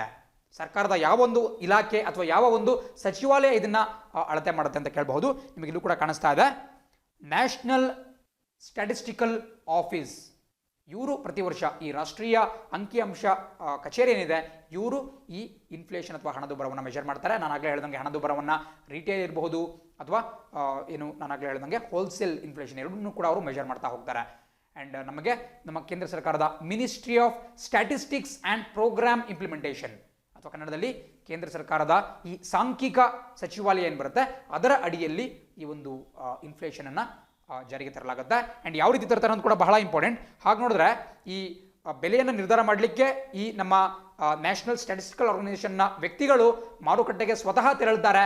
ಮಾರುಕಟ್ಟೆಯಲ್ಲಿ ಅವರು ಎರಡೂ ಕೂಡ ಮಾರುಕಟ್ಟೆಗೆ ತೆರಳುತ್ತಾರೆ. ಒಂದು ಸಗಟು ಮಾರುಕಟ್ಟೆ, ಮತ್ತೊಂದು ಗ್ರಾಹಕರ ಮಾರುಕಟ್ಟೆ, ಈ ಒಂದು ರಿಟೇಲ್ ಮಾರುಕಟ್ಟೆ. ಎರಡೂ ಕಡೆನೂ ಕೂಡ ತೆರಳ್ಬಿಟ್ಟು ಬೇರೆ ಬೇರೆ ಕೆಲವೊಂದು ಪ್ರಮುಖವಾದಂತಹ ಅಂಶಗಳು ಅಂದರೆ ಫುಡ್ ಐಟಮ್ಸ್ ಇರಬಹುದು ಅಥವಾ ಬೇರೆ ಬೇರೆ ವಸ್ತುಗಳಿರಬಹುದು, ಅವುಗಳ ಬೆಲೆಯನ್ನು ಅವರು ನೋಟ್ ಡೌನ್ ಮಾಡ್ಕೊಳ್ತಾರೆ. ಆ್ಯಂಡ್ ವಾಪಸ್ ಬಂದ್ಬಿಟ್ಟು ನಾರ್ಮಲ್ ಬೆಲೆಗೂ ಮತ್ತು ಪ್ರಸಕ್ತವಾಗಿರ್ತಕ್ಕಂತಹ ಬೆಲೆಗೂ ಅವರು ಕಂಪ್ಯಾರಿಸನ್ ಮಾಡ್ತಾರೆ. ಆ್ಯಂಡ್ ಬೆಲೆ ಅವಾಗ ನಮಗೆ ಗೊತ್ತಾಗುತ್ತೆ, ಹಣದುಬ್ಬರ ಇದೆಯೋ ಇಲ್ವೋ, ಇದ್ರೆ ಎಷ್ಟು % ಇರುತ್ತೆ ಅಂತ ನಮಗೆ ಬಹಳ ಚೆನ್ನಾಗಿ ಗೊತ್ತಾಗುತ್ತೆ. ಸೊ ಖಂಡಿತ ಪರೀಕ್ಷೆಯಲ್ಲಿ ಕೇಳಬಹುದು. ಈ ಒಂದು ಇನ್ಫ್ಲೇಷನ್ ಕಂಪ್ಲೀಟ್ ಡೀಟೇಲ್ಸ್ ನಿಮಗೆ ಗೊತ್ತಿರಬೇಕಾಗುತ್ತೆ. ಮುಂದೆ ಯಾವುದಾದ್ರೂ ಒಂದು ಕ್ಲಾಸ್ನಲ್ಲಿ ಇದರ ಕುರಿತಾಗಿ ಸ್ಪೆಷಲ್ ಆಗಿ ಡಿಸ್ಕಷನ್ ಅನ್ನು ಮಾಡೋಣ. ಬಟ್ ಸದ್ಯಕ್ಕೆ ಇಷ್ಟಕ್ಕೆ ಲಿಮಿಟ್ ಮಾಡ್ಕೊಳ್ತಾ ಜಸ್ಟ್ ನಿಮಗೊಂದು ಅರ್ಥ ಆಗಬೇಕು ಇನ್ಫ್ಲೇಷನ್ ಅಂದ್ರೆ ಏನು, ಇನ್ಫ್ಲೇಷನ್ ಯಾವ್ಯಾವ ಟೈಪ್ಸ್ ಬರುತ್ತೆ, ಇದನ್ನು ಯಾರು ಮೆಜರ್ ಮಾಡ್ತಾರೆ, ಇಷ್ಟನ್ನು ಅರ್ಥ ಮಾಡ್ಕೊಳ್ತಾ ಮುಂದಕ್ಕೆ ಹೋಗೋಣ. ಬಟ್ ಅದಕ್ಕೆ ಮುಂಚೆ ಮತ್ತೊಂದು ನಿಮಗೆ ವಿಷಯ ಗೊತ್ತಿರಬೇಕು. ನಮ್ಮ ರಿಸರ್ವ್ ಬ್ಯಾಂಕ್ ಆಫ್ ಇಂಡಿಯಾ ಏನಿದೆ, ಅವರು ಯಾವಾಗಲೂ ಕೂಡ ಈ ರೆಪೋ ರೇಟನ್ನು ಏನು ಬದಲಾವಣೆ ಮಾಡ್ತಾರೆ, ರೆಪೋ ರೇಟ್ ಅಥವಾ ಕನ್ನಡದಲ್ಲಿ ನಾವು ಅದನ್ನ ಬಡ್ಡಿ ದರ ಅಂತ ಕರಿತೀವಿ. ಸೊ ಈ ಬಡ್ಡಿ ದರ ಅಥವಾ ರೆಪೋ ರೇಟನ್ನು ನಿರ್ಣಯ ಮಾಡಬೇಕಾದ್ರೆ ರಿಸರ್ವ್ ಬ್ಯಾಂಕ್ ಆಫ್ ಇಂಡಿಯಾ ಯಾವಾಗಲೂ ಕೂಡ ಈ ಇನ್ಫ್ಲೇಷನ್ ಅನ್ನ ಪರಿಗಣನೆಗೆ ತೆಗೆದುಕೊಳ್ಳುತ್ತೆ. ನಮ್ಮ ದೇಶದಲ್ಲಿ ಇನ್ಫ್ಲೇಷನ್ ಜಾಸ್ತಿ ಇತ್ತು ಅಂತ ಹೇಳಿದ್ರೆ ಈ ರೆಪೋ ರೇಟನ್ನು ಅವರು ಜಾಸ್ತಿ ಮಾಡ್ತಾರೆ. ಇನ್ಫ್ಲೇಷನ್ ಕಮ್ಮಿ ಇತ್ತು ಅಂತ ಹೇಳಿದ್ರೆ ರೆಪೋ ರೇಟನ್ನು ಕಮ್ಮಿ ಮಾಡ್ತಾರೆ. ಬಿಕಾಸ್ ರೆಪೋ ರೇಟನ್ನು ಅವ್ರು ಕಮ್ಮಿ ಮಾಡಿದ್ರು ಅಂತ ಹೇಳಿದ್ರೆ ನಮ್ಮ ದೇಶದ ಮಾರುಕಟ್ಟೆಗೆ ಹೆಚ್ಚಿನ ಪ್ರಮಾಣದ ಹಣದ ಹರಿವು ಉಂಟಾಗುತ್ತೆ. ಹಣದ ಹರಿವು ಯಾವಾಗ ಜಾಸ್ತಿ ಉಂಟಾಗುತ್ತೆ, ಅವಾಗ ಈ ಹಣದುಬ್ಬರ ಅಥವಾ ಇನ್ಫ್ಲೇಷನ್ ಜಾಸ್ತಿ ಆಗುತ್ತೆ. ನೋಡಿ, ಪ್ರಸಕ್ತವಾಗಿ ಈ ಒಂದು 2020 ಸ್ಟಾರ್ಟಿಂಗ್ ಇಂದನೂ ಕೂಡ ನಮ್ಮ ದೇಶದಲ್ಲಿ ಈ ಹಣದುಬ್ಬರ ಸ್ಥಿಮಿತದಲ್ಲಿದೆ. ಒಂದು ರಿಕ್ವೈರ್ಡ್ ರೇಂಜ್ 2 to 6%, 2-6% ಒಳಗಡೆ ಇದ್ರೆ ಅದು ಉತ್ತಮವಾದಂತಹ ಒಂದು ದರ ಅಂತ ಕರೆಯಲಾಗುತ್ತೆ. ಸೊ 2 to 6% ನಮ್ಮ ದೇಶದಲ್ಲಿ 2020 ಶುರುವಿನಿಂದಲೂ ಕೂಡ ಇದೆ. ಸೊ ಹಾಗಾಗಿ RBI ಧೈರ್ಯ ಮಾಡಿಬಿಟ್ಟು ಈ ರೆಪೋ ರೇಟನ್ನ ಗಣನೀಯ ಪ್ರಮಾಣದಲ್ಲಿ ಇಳಿಸ್ತಾ ಬರ್ತಾ ಇದ್ದಾರೆ. ಎಷ್ಟು ಇಳಿಸಿದಾರಪ್ಪ ಅಂತ ಹೇಳಿದ್ರೆ, ಪ್ರಸಕ್ತವಾಗಿ ಈ RBIನ ರೆಪೋ ರೇಟ್ ಬಂದ್ಬಿಟ್ಟು ಕೇವಲ 4%, 4%. ಅದೇ ಒಂದು ವೇಳೆ ನಮ್ಮ ಇನ್ಫ್ಲೇಷನ್ ತುಂಬಾ ಜಾಸ್ತಿ ಆಗ್ಬಿಡ್ತು, 8%, 10%, 11% ಹೋಯ್ತು ಅಂತ ಹೇಳಿದ್ರೆ ಈ ಒಂದು ರೆಪೋ ರೇಟನ್ನು ಅವರು ಜಾಸ್ತಿ ಮಾಡ್ತಾರೆ. ಇದು ಕೂಡ ನಮಗೊಂದು ಗೊತ್ತಿರಬೇಕಾಗುತ್ತೆ, ಒಂದು ಬೇಸಿಕ್ ನಾಲೆಡ್ಜ್ ಇದು ಎಕನಾಮಿಕ್ಸ್ ದೃಷ್ಟಿಯಿಂದ. ಮುಂದಿನ ಸುದ್ದಿ ನೋಡ್ತಾ ಹೋಗೋಣ. ಸುದ್ದಿ ಹೇಳುತ್ತೆ, 3 nations are launching separate spacecrafts to Mars this week. ನೋಡಿ, ಈ ವಾರ ಬಹಳ ಕುತೂಹಲ ಮೂಡಿಸ್ತಕ್ಕಂತಹ ಒಂದು ವಾರ. ಬಿಕಾಸ್ ಇದೇ ವಾರದಲ್ಲಿ ಸುಮಾರು 3 ದೇಶಗಳು ಮಾರ್ಸ್ ಅಥವಾ ಮಂಗಳ ಏನಿದೆ, ಮಂಗಳ ಗ್ರಹಕ್ಕೆ ಒಂದು ನೌಕೆಗಳನ್ನ ಕಳಿಸ್ತಾ ಇದ್ದಾರೆ. 3 ದೇಶಗಳು. ಯಾವ 3 ದೇಶಗಳಪ್ಪ ಅಂತ ಹೇಳಿದ್ರೆ, ಅಮೆರಿಕಾ ದೇಶ, ಯುನೈಟೆಡ್ ಸ್ಟೇಟ್ಸ್ ಆಫ್ ಅಮೆರಿಕಾ, ಅದೇ ರೀತಿ ಚೀನಾ ದೇಶ, ಅದೇ ರೀತಿ ಯುನೈಟೆಡ್ ಅರಬ್ ಎಮಿರೇಟ್ಸ್, UAE ಅಂತ ಹೇಳಿದ್ರೆ ನಾವೇನು ದುಬೈ ಇರಬಹುದು, ಅಬುದಾಬಿ ಇರಬಹುದು, ಶಾರ್ಜಾ ಇರಬಹುದು, ಅವುಗಳ ಒಂದು ಒಕ್ಕೂಟವನ್ನ ಯುನೈಟೆಡ್ ಅರಬ್ ಎಮಿರೇಟ್ಸ್ ಅಂತ ಕರೆಯಲಾಗುತ್ತೆ. ಸೊ ಈ 3 ದೇಶಗಳು ಮಂಗಳ ಗ್ರಹಕ್ಕೆ ಒಂದು ನೌಕೆಗಳನ್ನ ಕಳಿಸ್ತಾ ಇದ್ದಾರೆ. ಸೊ ದೇಶಗಳ ಹೆಸರನ್ನು ದಯವಿಟ್ಟು ಬರ್ಕೊಂಬಿಡಿ. USA ಒಂದು, ಮತ್ತೊಂದು ಚೈನಾ, ಅದೇ ರೀತಿ ಯುನೈಟೆಡ್ ಅರಬ್ ಎಮಿರೇಟ್ಸ್ ಅಥವಾ UAE. ಅಂಡ್ ಇವುಗಳ ಹೆಸರು ಕೂಡ ಬಹಳ ಪ್ರಮುಖವಾಗಿ ಗೊತ್ತಿರಬೇಕಾಗುತ್ತೆ. ಅಮೆರಿಕ ಮಾರ್ಸ್ 2020 ಅಂತಕ್ಕಂತಹ ಒಂದು ಯೋಜನೆ ಅಡಿಯಲ್ಲಿ ಪರ್ಸವರೆನ್ಸ್ ಅನ್ನುವಂತಹ ಒಂದು ನೌಕೆ, ಒಂದು ಆರ್ಬಿಟರ್ನ ಅಲ್ಲಿ ಕಳಿಸ್ತಾ ಇದ್ದಾರೆ. ನೋಡಿ, ದಯವಿಟ್ಟು ನೋಟ್ ಮಾಡ್ಕೋಬೇಕಾಗುತ್ತೆ. ಅಮೆರಿಕ ದೇಶದ ಒಂದು ಯೋಜನೆಯ ಹೆಸರು ಕೂಡ ಬಹಳ ಪ್ರಮುಖವಾಗುತ್ತೆ. ಅದರ ಹೆಸರು ಪರ್ಸವರೆನ್ಸ್. ಸೊ ಪರ್ಸವರೆನ್ಸ್ ಅಂದ್ರೇನು? ಪರ್ಸವರೆನ್ಸ್ ಅಂತ ಹೇಳಿದ್ರೆ ಇದೊಂದು ಇಂಗ್ಲಿಷ್ ವರ್ಡ್ ಆಗಿರುತ್ತೆ. ಇದರ ಮೀನಿಂಗ್ ಏನಪ್ಪಾ ಅಂತ ಹೇಳಿದ್ರೆ, ಛಲ ಬಿಡದೆ ಪ್ರಯತ್ನವನ್ನು ಪಡೋದು, ಒಂದು ಅವಿರತವಾದಂತಹ ಪರಿಶ್ರಮ ಅಂತ ಹೇಳಿ ಪರ್ಸವರೆನ್ಸ್ ಅಂತ ಕರಿಬಹುದು, ನಾನ್ ಸ್ಟಾಪ್ ಹಾರ್ಡ್ ವರ್ಕ್ ಅಂತ ಕರಿಬಹುದು. ಸೊ ಆ ಒಂದು ಹೆಸರಿನಲ್ಲಿ ಪರ್ಸವರೆನ್ಸ್ ಅನ್ನುವಂತಹ ಒಂದು ರೋವರ್ ಅನ್ನು ಅವರು ಕಳಿಸ್ತಾ ಇದ್ದಾರೆ. ನೋಡಿ, ನಿಮಗೆ ಕೂಡ ಗೊತ್ತಿರಬೇಕಾಗುತ್ತೆ, ಯಾವುದೇ ಒಂದು ನೌಕೆ ಇತ್ತು ಅಂತ ಹೇಳಿದ್ರೆ ಆ ಒಂದು ನೌಕೆಯಲ್ಲಿ 3 ಭಾಗಗಳಿರಬಹುದು. ಒಂದು ಆರ್ಬಿಟರ್, ಮತ್ತೊಂದು ರೋವರ್, ಮತ್ತೊಂದು ಲ್ಯಾಂಡರ್. ನೋಡಿ, ಇದರ ಒಂದು ನಾಲೆಜ್ ಬಹಳ ಪ್ರಮುಖವಾಗಿ ನಿಮಗೆ ಗೊತ್ತಿರಲೇಬೇಕಾಗುತ್ತೆ. ಬಿಕಾಸ್ ನೀವು ಇತ್ತೀಚೆಗಷ್ಟೇ ನಮ್ಮ ಚಂದ್ರಯಾನ್ 2 ಒಂದು ನಮ್ಮ ಭಾರತದ ಲೂನಾರ್ ಮಿಷನ್ ಏನಿದೆ, ಚಂದ್ರಗ್ರಹಕ್ಕೆ ಕಳಿಸಿದಂತಹ ಒಂದು ನೌಕೆ, ಅದರ ಬಗ್ಗೆ ಕೂಡ ನೋಡಿರ್ತೀರಾ. ನೋಡಿ, ಯಾವುದೇ ನೌಕೆ ಕಳಿಸ್ತೀರಿ ಅಂತ ಹೇಳಿದ್ರೆ ಅದರಲ್ಲಿ 3 ಭಾಗಗಳಿರಬಹುದು. ಒಂದು ಆರ್ಬಿಟರ್, ಮತ್ತೊಂದು ರೋವರ್, ಮತ್ತೊಂದು ಲ್ಯಾಂಡರ್. ಆರ್ಬಿಟರ್ ಅಂತ ಹೇಳಿದ್ರೆ ಬಹಳ ಸಿಂಪಲ್, ಇದು ನಿಮಗೇನು ಉಪಗ್ರಹ ತರ ಕಾಣಿಸ್ತಾ ಇದೆ, ಅದು ನೇರವಾಗಿ ಹೋಗ್ಬಿಟ್ಟು ಆ ಒಂದು ಗ್ರಹದ ಮೇಲ್ಮೈ ಮೇಲೆ ಅದು ಲ್ಯಾಂಡ್ ಆಗಲ್ಲ, ಬದಲಾಗಿ ಆ ಒಂದು ಗ್ರಹದ ಸುತ್ತಲೂ ಪ್ರದಕ್ಷಿಣೆ ಆಗ್ತಾ ಇರುತ್ತೆ, ಆರ್ಬಿಟ್ ಮಾಡ್ತಾ ಇರುತ್ತೆ. ಸೊ ಹಾಗಾಗಿ ಅದನ್ನು ಆರ್ಬಿಟರ್ ಅಂತ ಕರಿತೀವಿ. ಭಾರತ ಏನು ಈ ಹಿಂದೆ ಮಾಮ್ ಅಥವಾ ಮಾರ್ಸ್ ಆರ್ಬಿಟರ್ ಮಿಷನ್ ಅಂತಕ್ಕಂತಹ ಒಂದು ಮಂಗಳಯಾನ ಅಂತಕ್ಕಂತಹ ಯೋಜನೆಯನ್ನ ಕಳಿಸಿತ್ತು. ಅದು ಕೂಡ ಕೇವಲ ಒಂದು ಆರ್ಬಿಟರ್, ಅದು ಕೇವಲ ಮಂಗಳನ ಗ್ರಹದ ಸುತ್ತಲೂ ಸುತ್ತಾ ಇರುತ್ತೆ. ಅಂಡ್ ಎರಡನೇದ್ದು ನಿಮಗೆ ರೋವರ್ ಅಂತ ಕಾಣಿಸ್ತಾ ಇದೆ. ರೋವರ್ ಅಂತ ಹೇಳಿದ್ರೆ ಅದು ಆ ಒಂದು ಗ್ರಹದ ಮೇಲ್ಮೈ ಮೇಲೆ ಇಳಿದ್ಬಿಟ್ಟು ಅದು ನಡೆಯುತ್ತೆ ಅಂತ ಹೇಳಿದ್ರೆ ಒಂದು ರೋಬೋಟಿಕ್ ಲೆಗ್ಸ್ ಇರುತ್ತೆ, ಅದಕ್ಕೆ ವೀಲ್ಸ್ ಇರುತ್ತೆ, ಅದು ಹೋಗ್ಬಿಟ್ಟು ಅಲ್ಲಿ ಸ್ಯಾಂಪಲ್ಸ್ ಅನ್ನ ಕಲೆಕ್ಟ್ ಮಾಡೋದಿರಬಹುದು, ಸಂಗ್ರಹಣೆ ಮಾಡಬಹುದಿರೋದು, ಮುಂತಾದಂತಹ ಕೆಲಸಗಳನ್ನ ಮಾಡುತ್ತೆ. ಸೊ ಅಲ್ಲಿ ಓಡಾಡುತ್ತೆ. ಅದೇ ರೀತಿ ಲ್ಯಾಂಡರ್ ಅಂತ ಹೇಳಿದ್ರೆ ನೋಡಿ, ಈ ರೋವರ್ ಡೈರೆಕ್ಟ್ ಆಗಿ ಹೋಗ್ಬಿಟ್ಟು ಅಲ್ಲಿ ಅಪ್ಪಳಿಸಕ್ಕಾಗಲ್ಲ, ಅದನ್ನ ಲ್ಯಾಂಡ್ ಮಾಡಲಿಕ್ಕೆ ಲ್ಯಾಂಡರ್ ಅಂತಕ್ಕಂತಹ ಒಂದು ವಿಶಿಷ್ಟವಾದಂತಹ ಒಂದು ಸಾಧನ ಬೇಕಾಗುತ್ತೆ. ಅದು ಅಲ್ಲಿ ಹೋಗ್ಬಿಟ್ಟು ಅದನ್ನ ಇಳಿಸುತ್ತೆ. ಸೊ ರೋವರ್ ಬಗ್ಗೆ ಗೊತ್ತಿರಬೇಕು, ಅದೇ ರೀತಿ ಲ್ಯಾಂಡರ್ ಬಗ್ಗೆ ಕೂಡ ನಿಮಗೆ ಗೊತ್ತಿರಬೇಕಾಗುತ್ತೆ. ನೋಡಿ, ನಾವು ನಮ್ಮ ಭಾರತದ ಒಂದು ಚಂದ್ರಯಾನ್ 2 ಮಿಷನ್ ಅನ್ನು ನೀವು ಗಮನಿಸೋದಾದ್ರೆ ಅಲ್ಲಿ ವಿಕ್ರಮ್ ಅಂತಕ್ಕಂತಹ ಒಂದು ಲ್ಯಾಂಡರ್ ಇತ್ತು. ಸೊ ಈ ವಿಕ್ರಮ್ ಅಂತಕ್ಕಂತಹದ್ದು ಲ್ಯಾಂಡರ್, ಇದರ ಕೆಲಸ ಕೇವಲ ಹೋಗ್ಬಿಟ್ಟು ಚಂದ್ರನ ಮೇಲ್ಮೈ ಮೇಲೆ ಇಳಿಬೇಕು. ಅಂಡ್ ಇಳಿದ ಮೇಲೆ ಪ್ರಜ್ಞಾನ್ ಅಂತಕ್ಕಂತಹ ಒಂದು ರೋವರ್ ಅಲ್ಲಿ ಇಳಿದು ಓಡಾಡಬೇಕಾಗಿತ್ತು. ಬಟ್ ಇಲ್ಲಿ ಸ್ವಲ್ಪ ಪ್ರಾಬ್ಲಮ್ ಆಗ್ಬಿಟ್ಟು ಅದು ಓಡಾಡಕ್ಕಾಗಲಿಲ್ಲ, ಅದು ಸ್ವಲ್ಪ ಫೇಲ್ ಆಯಿತು. ಬಟ್ ಆದ್ರೂ ಕೂಡ ವಿಕ್ರಮ್ ಲ್ಯಾಂಡರ್ ಮತ್ತು ಪ್ರಜ್ಞಾನ್ ರೋವರ್ ಬಗ್ಗೆ ನಿಮಗೆ ಗೊತ್ತಿರಬೇಕಾಗುತ್ತೆ, ಪರೀಕ್ಷೆಯಲ್ಲಿ ಕೇಳಬಹುದು. ಆರ್ಬಿಟರ್ ಅಂತ ಹೇಳಿದ್ರೆ ಕೇವಲ ಸುತ್ತತಕ್ಕಂತಹದ್ದು. ಸೊ ಈ ಬಾರಿ 3 ಕಳಿಸ್ತಾ ಇದ್ದಾರೆ, 3 ದೇಶಗಳು ಕಳಿಸ್ತಾ ಇದ್ದಾವೆ. ಅಮೆರಿಕಾದು ಪರ್ಸರ್ವರೆನ್ಸ್ ಅಂತ ಹೇಳಿ, ಸೊ ಅದರಲ್ಲಿ ಈ ರೋವರ್ ಮತ್ತು ಲ್ಯಾಂಡರ್ ಎಲ್ಲ ಕೂಡ ಇರುತ್ತೆ. ಪರ್ಸರ್ವರೆನ್ಸ್ ಅಂತಕ್ಕಂತಹದ್ದು ಒಂದು ರೋವರ್ ಆಗಿರುತ್ತೆ. ಅದೇ ರೀತಿ ನಿಮಗೆ ಯುನೈಟೆಡ್ ಅರಬ್ ಎಮಿರೇಟ್ಸ್ದು ನಿಮಗೆ ಈ ಭಾಗದಲ್ಲಿ ಕಾಣಿಸ್ತಾ ಇದೆ ಅಮಲ್ ಅಂತಕ್ಕಂತಹ ಒಂದು ಯೋಜನೆ. ಅಮೆರಿಕಾದು ಪರ್ಸರ್ವರೆನ್ಸ್ ಆದ್ರೆ UAE ಅಮಲ್ ಅಂತಕ್ಕಂತಹದ್ದು. ಅಮಲ್ ಅಂತ ಹೇಳಿದ್ರೆ ಈ ಒಂದು ಅರಬ್ ಲ್ಯಾಂಗ್ವೇಜ್ ಅಲ್ಲಿ ಹೋಪ್ ಅಥವಾ ಭರವಸೆ ಅಂತ ಹೇಳಿ, ಸೊ ಆ ಒಂದು ಹೆಸರಿನಲ್ಲಿ ಅವರು ಒಂದು ನೌಕೆಯನ್ನು ಕಳಿಸ್ತಾ ಇದ್ದಾರೆ. ಇದ್ಯಾಕಪ್ಪ ಅತ್ಯಂತ ಪ್ರಮುಖ ಅಂತ ಹೇಳಿದ್ರೆ ಇಡೀ ಅರಬ್ ಪ್ರಪಂಚದಲ್ಲೇ ಅರಬ್ ಕಂಟ್ರಿಗಳೇನಿದ್ದಾವೆ ಅವುಗಳಲ್ಲಿ ಪ್ರಪ್ರಥಮ ಬಾರಿಗೆ ಬೇರೆ ಒಂದು ಗ್ರಹಕ್ಕೆ ಒಂದು ನೌಕೆಯನ್ನು ಅವ್ರು ಕಳಿಸ್ತಾ ಇದ್ದಾರೆ. ಸೊ ಅದಕ್ಕೆ ಅದರ ಹೆಸರನ್ನ ಹೋಪ್ ಅಥವಾ ಅಮಲ್ ಅಂತ ಇಡಲಾಗಿದೆ. ಸೊ ಇದು UAE ಅವರು ಕಳಿಸ್ತಾ ಇರತಕ್ಕಂಥದ್ದು. ಇದನ್ನ ಜಪಾನ್ ದೇಶದ ಒಂದು ರಾಕೆಟ್ನ ಮೂಲಕ ಕಳಿಸಲಾಗುತ್ತೆ. ಬಿಕಾಸ್ UAE ಅಲ್ಲಿ ಈ ಒಂದು ಟೆಕ್ನಾಲಜಿ ಅಷ್ಟಾಗಿ ಇನ್ನೂ ಕೂಡ ಡೆವಲಪ್ ಆಗಿಲ್ಲ. ಇದು ಅವರ ಒಂದು ಫಸ್ಟ್ ನೌಕೆ ಆಗಿರುತ್ತೆ ಬೇರೆ ಗ್ರಹಕ್ಕೆ ಹೋಗ್ತಾ ಇರೋದು. ಅಂಡ್ ಇದು ಅಮೆರಿಕ ಮತ್ತು UAE ಇದಾದ್ರೆ, ಮೂರನೇದಾಗಿ ನಿಮಗೆ ಚೀನಾ ದೇಶದ್ದು ತಿಯಾನ್ ವೆನ್ ಅಂತಕ್ಕಂಥದ್ದು ಇಲ್ಲಿ ಕಾಣಿಸ್ತಾ ಇದೆ. ಚೀನಾ ದೇಶದ ಯೋಜನೆಯನ್ನ ತಿಯಾನ್ ವೆನ್ ಅಂತ ಕರೆಯಲಾಗುತ್ತೆ. ಚೀನಾ ದೇಶಕ್ಕೆ ಬಹಳ ಒಂದು ಚಾಲೆಂಜ್ ಇದೆ ಭಾರತದೊಂದಿಗೆ. ಬಿಕಾಸ್ 2011ನೇ ಇಸ್ವಿಯಲ್ಲಿ ಇವರು ಕೂಡ ಮಂಗಳಕ್ಕೆ ಹೋಗ್ಲಿಕ್ಕೆ ಒಂದು ಟ್ರೈ ಮಾಡಿದ್ರು, ಬಟ್ ಆಗಲಿಲ್ಲ, ಫ್ಲಾಪ್ ಆಯಿತು. ಬಟ್ ಅದಾದ್ಮೇಲೆ ಭಾರತ ಸಕ್ಸಸ್ಫುಲ್ ಆಗಿ ಮಂಗಳನ ಒಂದು ಪ್ರಾಜೆಕ್ಟ್ನ ಕೈಗೆತ್ಕೊಂಡಿದ್ದು. ಈಗ ಭಾರತಕ್ಕೆ ಸವಾಲಿನ ರೀತಿಯಲ್ಲಿ ಇವರು ಒಂದು ಯೋಜನೆಗೆ ಒಂದು ಕೈಗೆತ್ಕೊಂಡಿದ್ದಾರೆ. ಇವರ ಬಳಿ ಕೂಡ ಒಂದು ರೋವರ್ ಇರುತ್ತೆ.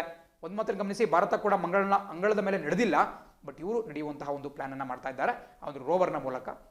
ಸೊ ಅದು ಕೂಡ ಪ್ರಮುಖವಾಗಿ ನಿಮಗೆ ಗೊತ್ತಿರಬೇಕಾಗುತ್ತೆ. ಸೊ ಈ 3 ದೇಶಗಳ 3 ನೌಕೆಗಳನ್ನ ನಾವು ನೋಡ್ಕೊಳ್ತಾ ಮುಂದಿನ ಪ್ರಶ್ನೆಗೆ ಹೋಗೋಣ, ಮುಂದಿನ ಸುದ್ದಿಗೆ ಗಮನ ಹರಿಸೋಣ. ಬಿಕಾಸ್ ಪರೀಕ್ಷೆ ನೇರವಾಗಿ ಕೇಳ್ತಾರೆ, ಇತ್ತೀಚೆಗೆ ಮಂಗಳ ಗ್ರಹಕ್ಕೆ ಕಳಿಸಿರ್ತಕ್ಕಂತಹ ಅಮೆರಿಕದ ನೌಕೆಯ ಹೆಸರೇನು, ಚೀನಾದ ನೌಕೆಯ ಹೆಸರೇನು, ಅಥವಾ UAEಯ ನೌಕೆಯ ಹೆಸರೇನು? ಸೊ ನಮಗೆ ಗೊತ್ತಿರಬೇಕಾಗುತ್ತೆ. ಪರ್ಸರ್ವರೆನ್ಸ್ ಇರಬಹುದು, ಅಮಲ್ ಇರಬಹುದು, ಅದೇ ರೀತಿ ತಿಯಾನ್ವೆನ್ ಇರಬಹುದು. ಈಗ ನಿಮ್ಮ ಸ್ಕ್ರೀನ್ ಮೇಲೆ ಪ್ರಮುಖವಾದಂತಹ ಪ್ರಶ್ನೆಗಳು ಕಾಣಿಸ್ಕೊಳ್ತಾ ಇದ್ದಾವೆ. ಪ್ರತಿಯೊಬ್ಬರು ಕೂಡ ಆನ್ಸರ್ ಮಾಡಲಿಕ್ಕೆ ಟ್ರೈ ಮಾಡಬೇಕಾಗುತ್ತೆ. ಮೊದಲನೇ ಪ್ರಶ್ನೆ ಹೇಳುತ್ತೆ, ಯಾವ ರಾಜ್ಯ ಸರ್ಕಾರವು ಮಾಸ್ಕ್ಗಳನ್ನು ಧರಿಸಿದವರಿಗೆ ರೋಕೋ ಟೋಕೋ ಅಭಿಯಾನವನ್ನ ಪ್ರಾರಂಭಿಸಿದೆ? ನೋಡಿ, ಇದು ಬಹಳ ಪ್ರಮುಖವಾಗಿರತಕ್ಕಂತಹ ಒಂದು ಅಭಿಯಾನ. ಬಿಕಾಸ್ ನಮಗೆ ಗೊತ್ತಿರೋ ರೀತಿ ಕೊರೋನಾ ವೈರಸ್ ಅನ್ನ ತಡೆಗಟ್ಟುವಂತಹ ನಿಟ್ಟಿನಲ್ಲಿ ಯಾವ ರೀತಿ ಸಾಮಾಜಿಕ ಅಂತರ ಅಥವಾ ಸೋಷಿಯಲ್ ಡಿಸ್ಟೆನ್ಸಿಂಗ್ ಇಂಪಾರ್ಟೆಂಟೋ, ಅದೇ ರೀತಿ ಮಾಸ್ಕ್ಗಳನ್ನು ಕಡ್ಡಾಯವಾಗಿ ಧರಿಸುವುದು ಕೂಡ ಬಹಳ ಪ್ರಮುಖವಾಗಿರುತ್ತೆ. ಸೊ ಇದನ್ನ ಜಾರಿಗೊಳಿಸಲಿಕ್ಕೆ ರೋಕೋ ಟೋಕೋ ಅನ್ನುವಂತಹ ಒಂದು ಯೋಜನೆಯನ್ನು ಯಾವ ಸರ್ಕಾರ ಒಂದು ಪ್ರಾರಂಭಿಸಿದೆ ಅಂತ ಕೇಳ್ತಿದ್ದಾರೆ. ಇದಕ್ಕೆ ಸರಿಯಾದ ಉತ್ತರ option D, Madhya Pradesh. So Madhya Pradesh ಸರ್ಕಾರ ಇದನ್ನ ಚಾಲನೆ ಕೊಡ್ತಾ ಇದೆ. ಸೊ ರೋಕೋ ಟೋಕೋ ಅಂದ್ರೇನು? ಹಿಂದಿಯಲ್ಲಿ ರೋಕೋ ಅಂತ ಹೇಳಿದ್ರೆ ನಿಲ್ಲಿಸಿ, ಟೋಕೋ ಅಂತ ಹೇಳಿದ್ರೆ ಹೊಡಿರಿ ಅಂತ ಬರುತ್ತೆ. ಬಟ್ ಇಲ್ಲಿ ಹೊಡಿರಿ ಅಂತ ಹೇಳಿದ್ರೆ ದೈಹಿಕವಾಗಿ ಹಲ್ಲೆಯನ್ನು ಮಾಡೋದು ಅಂತಲ್ಲ, ಬದಲಾಗಿ ಅವ್ರ ಮೇಲೆ ಫೈನನ್ನು ಹಾಕೋದು. ಸೊ ಇದರಿಂದ ಏನು ಮಾಡ್ತಾರಪ್ಪ ಅಂತ ಹೇಳಿದ್ರೆ, ಒಂದಷ್ಟು ಜನ ಸ್ವಯಂ ಸೇವಕರುಗಳು ಸೇರ್ಕೊಂಡ್ಬಿಟ್ಟು ಯಾರೆಲ್ಲ ಜನ ಸಾರ್ವಜನಿಕ ಸ್ಥಳಗಳಲ್ಲಿ ಮಾಸ್ಕ್ಗಳನ್ನು ಹಾಕೊಂಡಿಲ್ಲ ಅವರಿಗೆ ಮಾಸ್ಕನ್ನು ಕೊಡಲಾಗುತ್ತೆ. ಅದೇ ರೀತಿ ಅವರಿಗೆ 20 ರೂಪಾಯಿ ದಂಡವನ್ನು ಕೂಡ ವಿಧಿಸಲಾಗುತ್ತೆ. 20 ರೂಪಾಯಿ ಅಂದರೆ ಈ ಮಾಸ್ಕ್ನ ಒಂದು ಫೀಸ್. ಸೊ ಹಾಗಾಗಿ ಇದನ್ನ ರೋಕೋ ಟೋಕೋ ಅಂತ ಕರೆಯಲಾಗುತ್ತೆ. ಖಂಡಿತ ಪರೀಕ್ಷೆಯಲ್ಲಿ ಕೇಳಬಹುದು. ಸೊ ಮಧ್ಯಪ್ರದೇಶದ ಬಗ್ಗೆ ಕೆಲವೊಂದು ಡೀಟೇಲ್ಸ್ ಅನ್ನ ಕೂಡ ಕೆಳಗಡೆ ಕೊಟ್ಟಿದ್ದಾರೆ. ನಾವು ಪ್ರತಿದಿನ ಅದನ್ನ ಗಮನಿಸ್ತಾ ಇರೋ ಕಾರಣದಿಂದ ನಮಗೆ ಗೊತ್ತಿರುತ್ತೆ. ಅದೇ ರೀತಿ ಎರಡನೇ ಪ್ರಶ್ನೆ ನೋಡೋಣ. ಪ್ರಶ್ನೆ ಹೇಳುತ್ತೆ, US 2019-20ರಲ್ಲಿ 8,875 ಕೋಟಿ ರುಗಳ ದ್ವಿಪಕ್ಷೀಯ ವ್ಯಾಪಾರದೊಂದಿಗೆ ಯಾವ ದೇಶ ಉನ್ನತ ವ್ಯಾಪಾರದ ಪಾಲುದಾರರಾಗಿ ಉಳಿದಿದೆ? ನೋಡಿ, ಪ್ರಶ್ನೆ ಫಸ್ಟ್ ಅರ್ಥ ಮಾಡ್ಕೊಂಬಿಡಿ. ಅಮೆರಿಕ ದೇಶದ ಜೊತೆ 8,875 ಕೋಟಿ ಬೈಲ್ಯಾಟರಲ್ ಟ್ರೇಡ್, ಬೈಲ್ಯಾಟ್ರಲ್ ಟ್ರೇಡ್ ಅಂತ ಹೇಳಿದ್ರೆ ದ್ವಿಪಕ್ಷೀಯ ವ್ಯಾಪಾರ. ಇದನ್ನ ಯಾವ ದೇಶ ಹೊಂದಿದೆ ಮತ್ತು ಯಾವ ದೇಶಕ್ಕೆ ಅಮೆರಿಕ ದೇಶ ಅತಿ ದೊಡ್ಡ ವ್ಯಾಪಾರ ಪಾಲುದಾರ ಅಥವಾ ಬೈಲ್ಯಾಟ್ರಲ್ ಟ್ರೇಡ್ ಪಾರ್ಟ್ನರ್ ಅಂತ ಕೇಳ್ತಿದ್ದಾರೆ. ಇದಕ್ಕೆ ಸರಿಯಾದ ಉತ್ತರ ಬಹಳ ಸಿಂಪಲ್, ಆಪ್ಷನ್ ಸಿ ಭಾರತ ದೇಶ.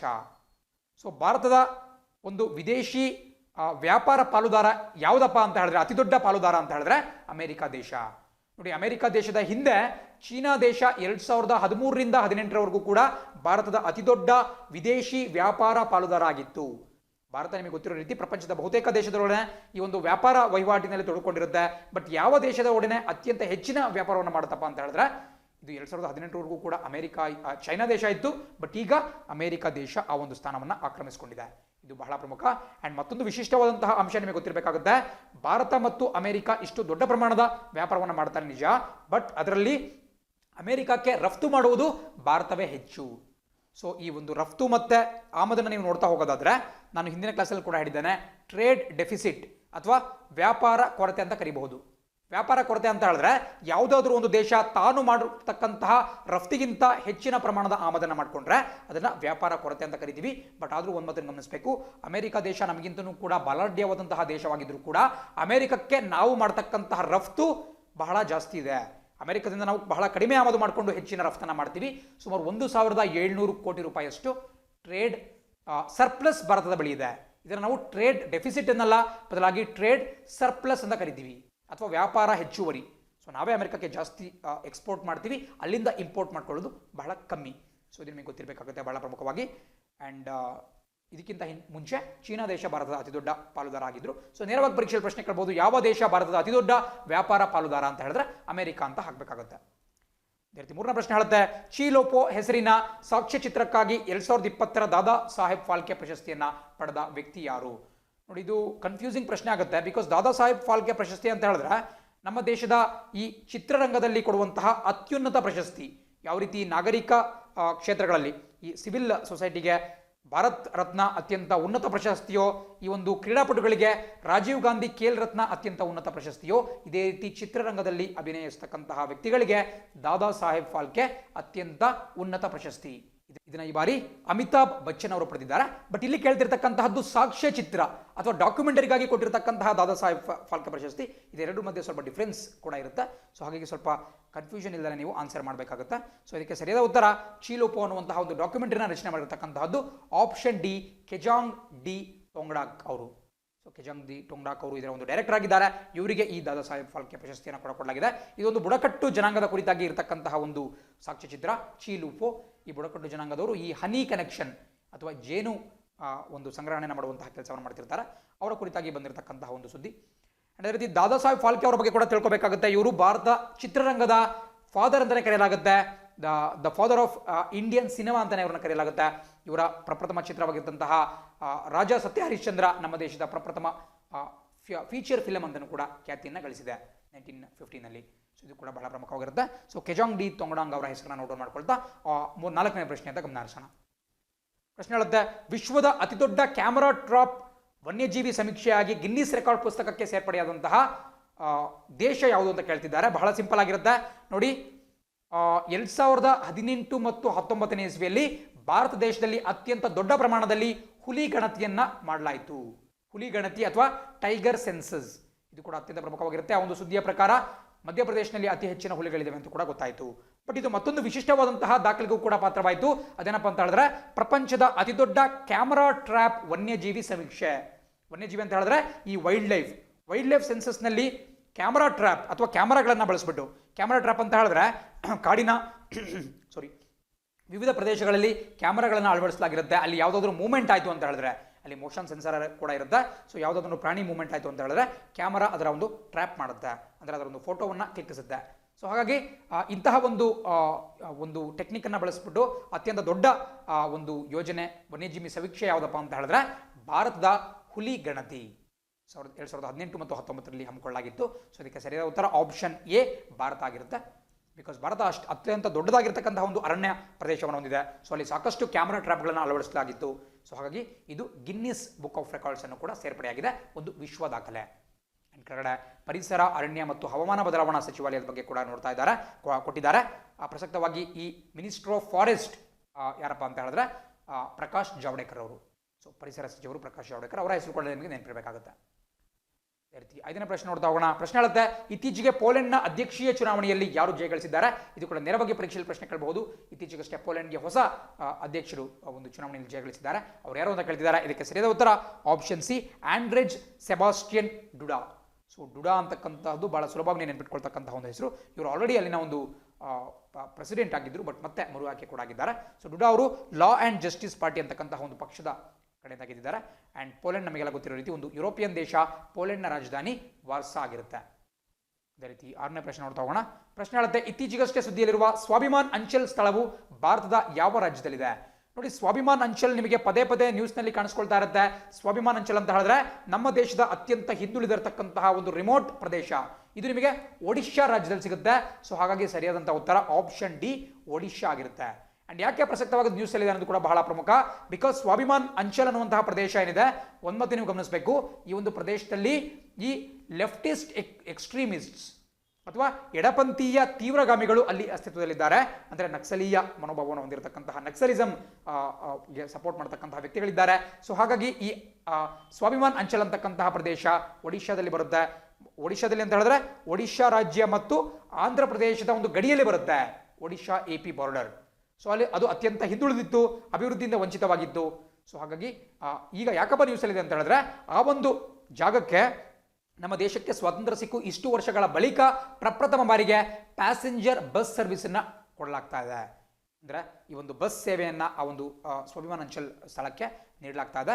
ಸೊ ಇದು ನಮಗೆ ಸ್ವಾತಂತ್ರ್ಯ ಸಿಕ್ಕು ಇಷ್ಟು ದಿನಗಳ ಬಳಿಕ. ಇದಕ್ಕೆ ಕಾರಣ ಅಲ್ಲಿನ ಜನ ಇದರ ಒಂದು ವಿರುದ್ಧವಾಗಿದ್ದಾರೆ. ಅಲ್ಲಿ ಸಾಕಷ್ಟು ಜನ ತೀವ್ರಗಾಮಿಗಳಿದ್ದಾರೆ, ಈ ಎಡಪಂಥೀಯವಾದವನ್ನು ಪ್ರೊಪಗೇಟ್ ಮಾಡ್ತಕ್ಕಂತಹ ವ್ಯಕ್ತಿಗಳು. ಸೊ ಹಾಗಾಗಿ ಅದು ಅಭಿವೃದ್ಧಿಯಿಂದ ವಂಚಿತವಾಗಿತ್ತು. ಬಟ್ ಈಗ ಸರ್ಕಾರ ಅಲ್ಲಿ ಕೆಲವೊಂದು ಬ್ರಿಡ್ಜ್ಗಳನ್ನು ನಿರ್ಮಾಣ ಮಾಡಿತು. ಆ್ಯಂಡ್ ಈಗ ಬಸ್ ಸೌಕರ್ಯವನ್ನು ಕೂಡ ಒದಗಿಸ್ಕೊಟ್ಟಿದೆ. ಆ್ಯಂಡ್ ಮುಂದಿನ ಒಂದು ಇದರಲ್ಲಿ ನೀವು ಮ್ಯಾಪನ್ನು ಕೂಡ ನೋಡ್ತಿದ್ದೀರಾ, ನೀವು ಬಹಳ ಚೆನ್ನಾಗಿ ಅರ್ಥ ಮಾಡ್ಕೋಬಹುದು. ಮಲ್ಕನ್ಗಿರಿ ಅಂತಕ್ಕಂತಹದ್ದು ಒಡಿಶಾದಲ್ಲಿ ಬರ್ತಕ್ಕಂತಹ ಒಂದು ಜಿಲ್ಲೆಯ ಹೆಸರು.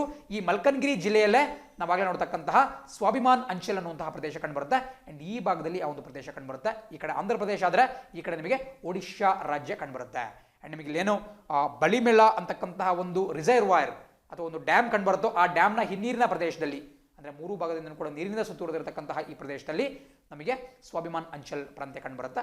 ಸೊ ಅದು ಬಹಳ ಅಭಿವೃದ್ಧಿ ವಂಚಿತವಾಗಿದ್ದಂತಹ ಒಂದು ಪ್ರದೇಶ. ಈಗ ಅಲ್ಲಿಗೆ ಬಸ್ ಸೌಕರ್ಯವನ್ನು ಕೊಡಲಾಗ್ತದೆ. ಪರೀಕ್ಷೆಯಲ್ಲಿ ಖಂಡಿತ ಕೇಳಬಹುದು. 7ನೇ ಪ್ರಶ್ನೆ ನೋಡ್ತಾ ಇದ್ದೀರಾ. ಯಾವ ತಂತ್ರಜ್ಞಾನ ಕಂಪನಿಯು ಡಿಜಿಟಲೀಕರಣಗೊಳಿಸಲು ಭಾರತದಲ್ಲಿ 10 ಬಿಲಿಯನ್ ಅಥವಾ 75,000 ಕೋಟಿ ರೂಪಾಯಿ ಹೂಡಿಕೆಯನ್ನು ಮಾಡುವುದಾಗಿ ಘೋಷಣೆ ಮಾಡಿದೆ? ಬಹಳ ಸಿಂಪಲ್, ಈಗಲೇ ತಾನೇ ನಾನು ಅದರ ಬಗ್ಗೆ ನಿಮಗೆ ಎಕ್ಸ್ಪ್ಲನೇಷನ್ ಕೊಟ್ಟಿದ್ದೇನೆ. ಇದಕ್ಕೆ ಸರಿಯಾದ ಉತ್ತರ ಆಪ್ಷನ್ ಸಿ, ಗೂಗಲ್ನ ಒಂದು ಮಾತ್ರ ಸಂಸ್ಥೆ ಆಲ್ಫಾಬೆಟ್ ಅಂತ ಕೂಡ ಹೇಳಿದ್ದಾನೆ. ಆ್ಯಂಡ್ ಅದರ CEO ನಮ್ಮ ಭಾರತ ಮೂಲದ ಸುಂದರ್ ಪಿಚಾಯ್ ಅವರು. ಆ್ಯಂಡ್ ಅದರ ಪ್ರಧಾನ ಕಚೇರಿ ಅಮೆರಿಕ ದೇಶದ ಕ್ಯಾಲಿಫೋರ್ನಿಯಾದಲ್ಲಿ ಕಂಡುಬರುತ್ತೆ. ಆ್ಯಂಡ್ ಇದರೊಂದಿಗೆ ಇವತ್ತಿನ ಪ್ರಮುಖ ದಿನಪತ್ರಿಕೆಗಳ ವಿಶ್ಲೇಷಣೆ ಮುಕ್ತ ಆಗುತ್ತೆ. ನಾಳೆ ಇದೇ ಸಮಯಕ್ಕೆ ನಿಮ್ಮನ್ನು ಮತ್ತೆ ಭೇಟಿ ಮಾಡ್ತೀನಿ. Thanks for watching the video. See you on the flip side. ಜೈ ಹಿಂದ್.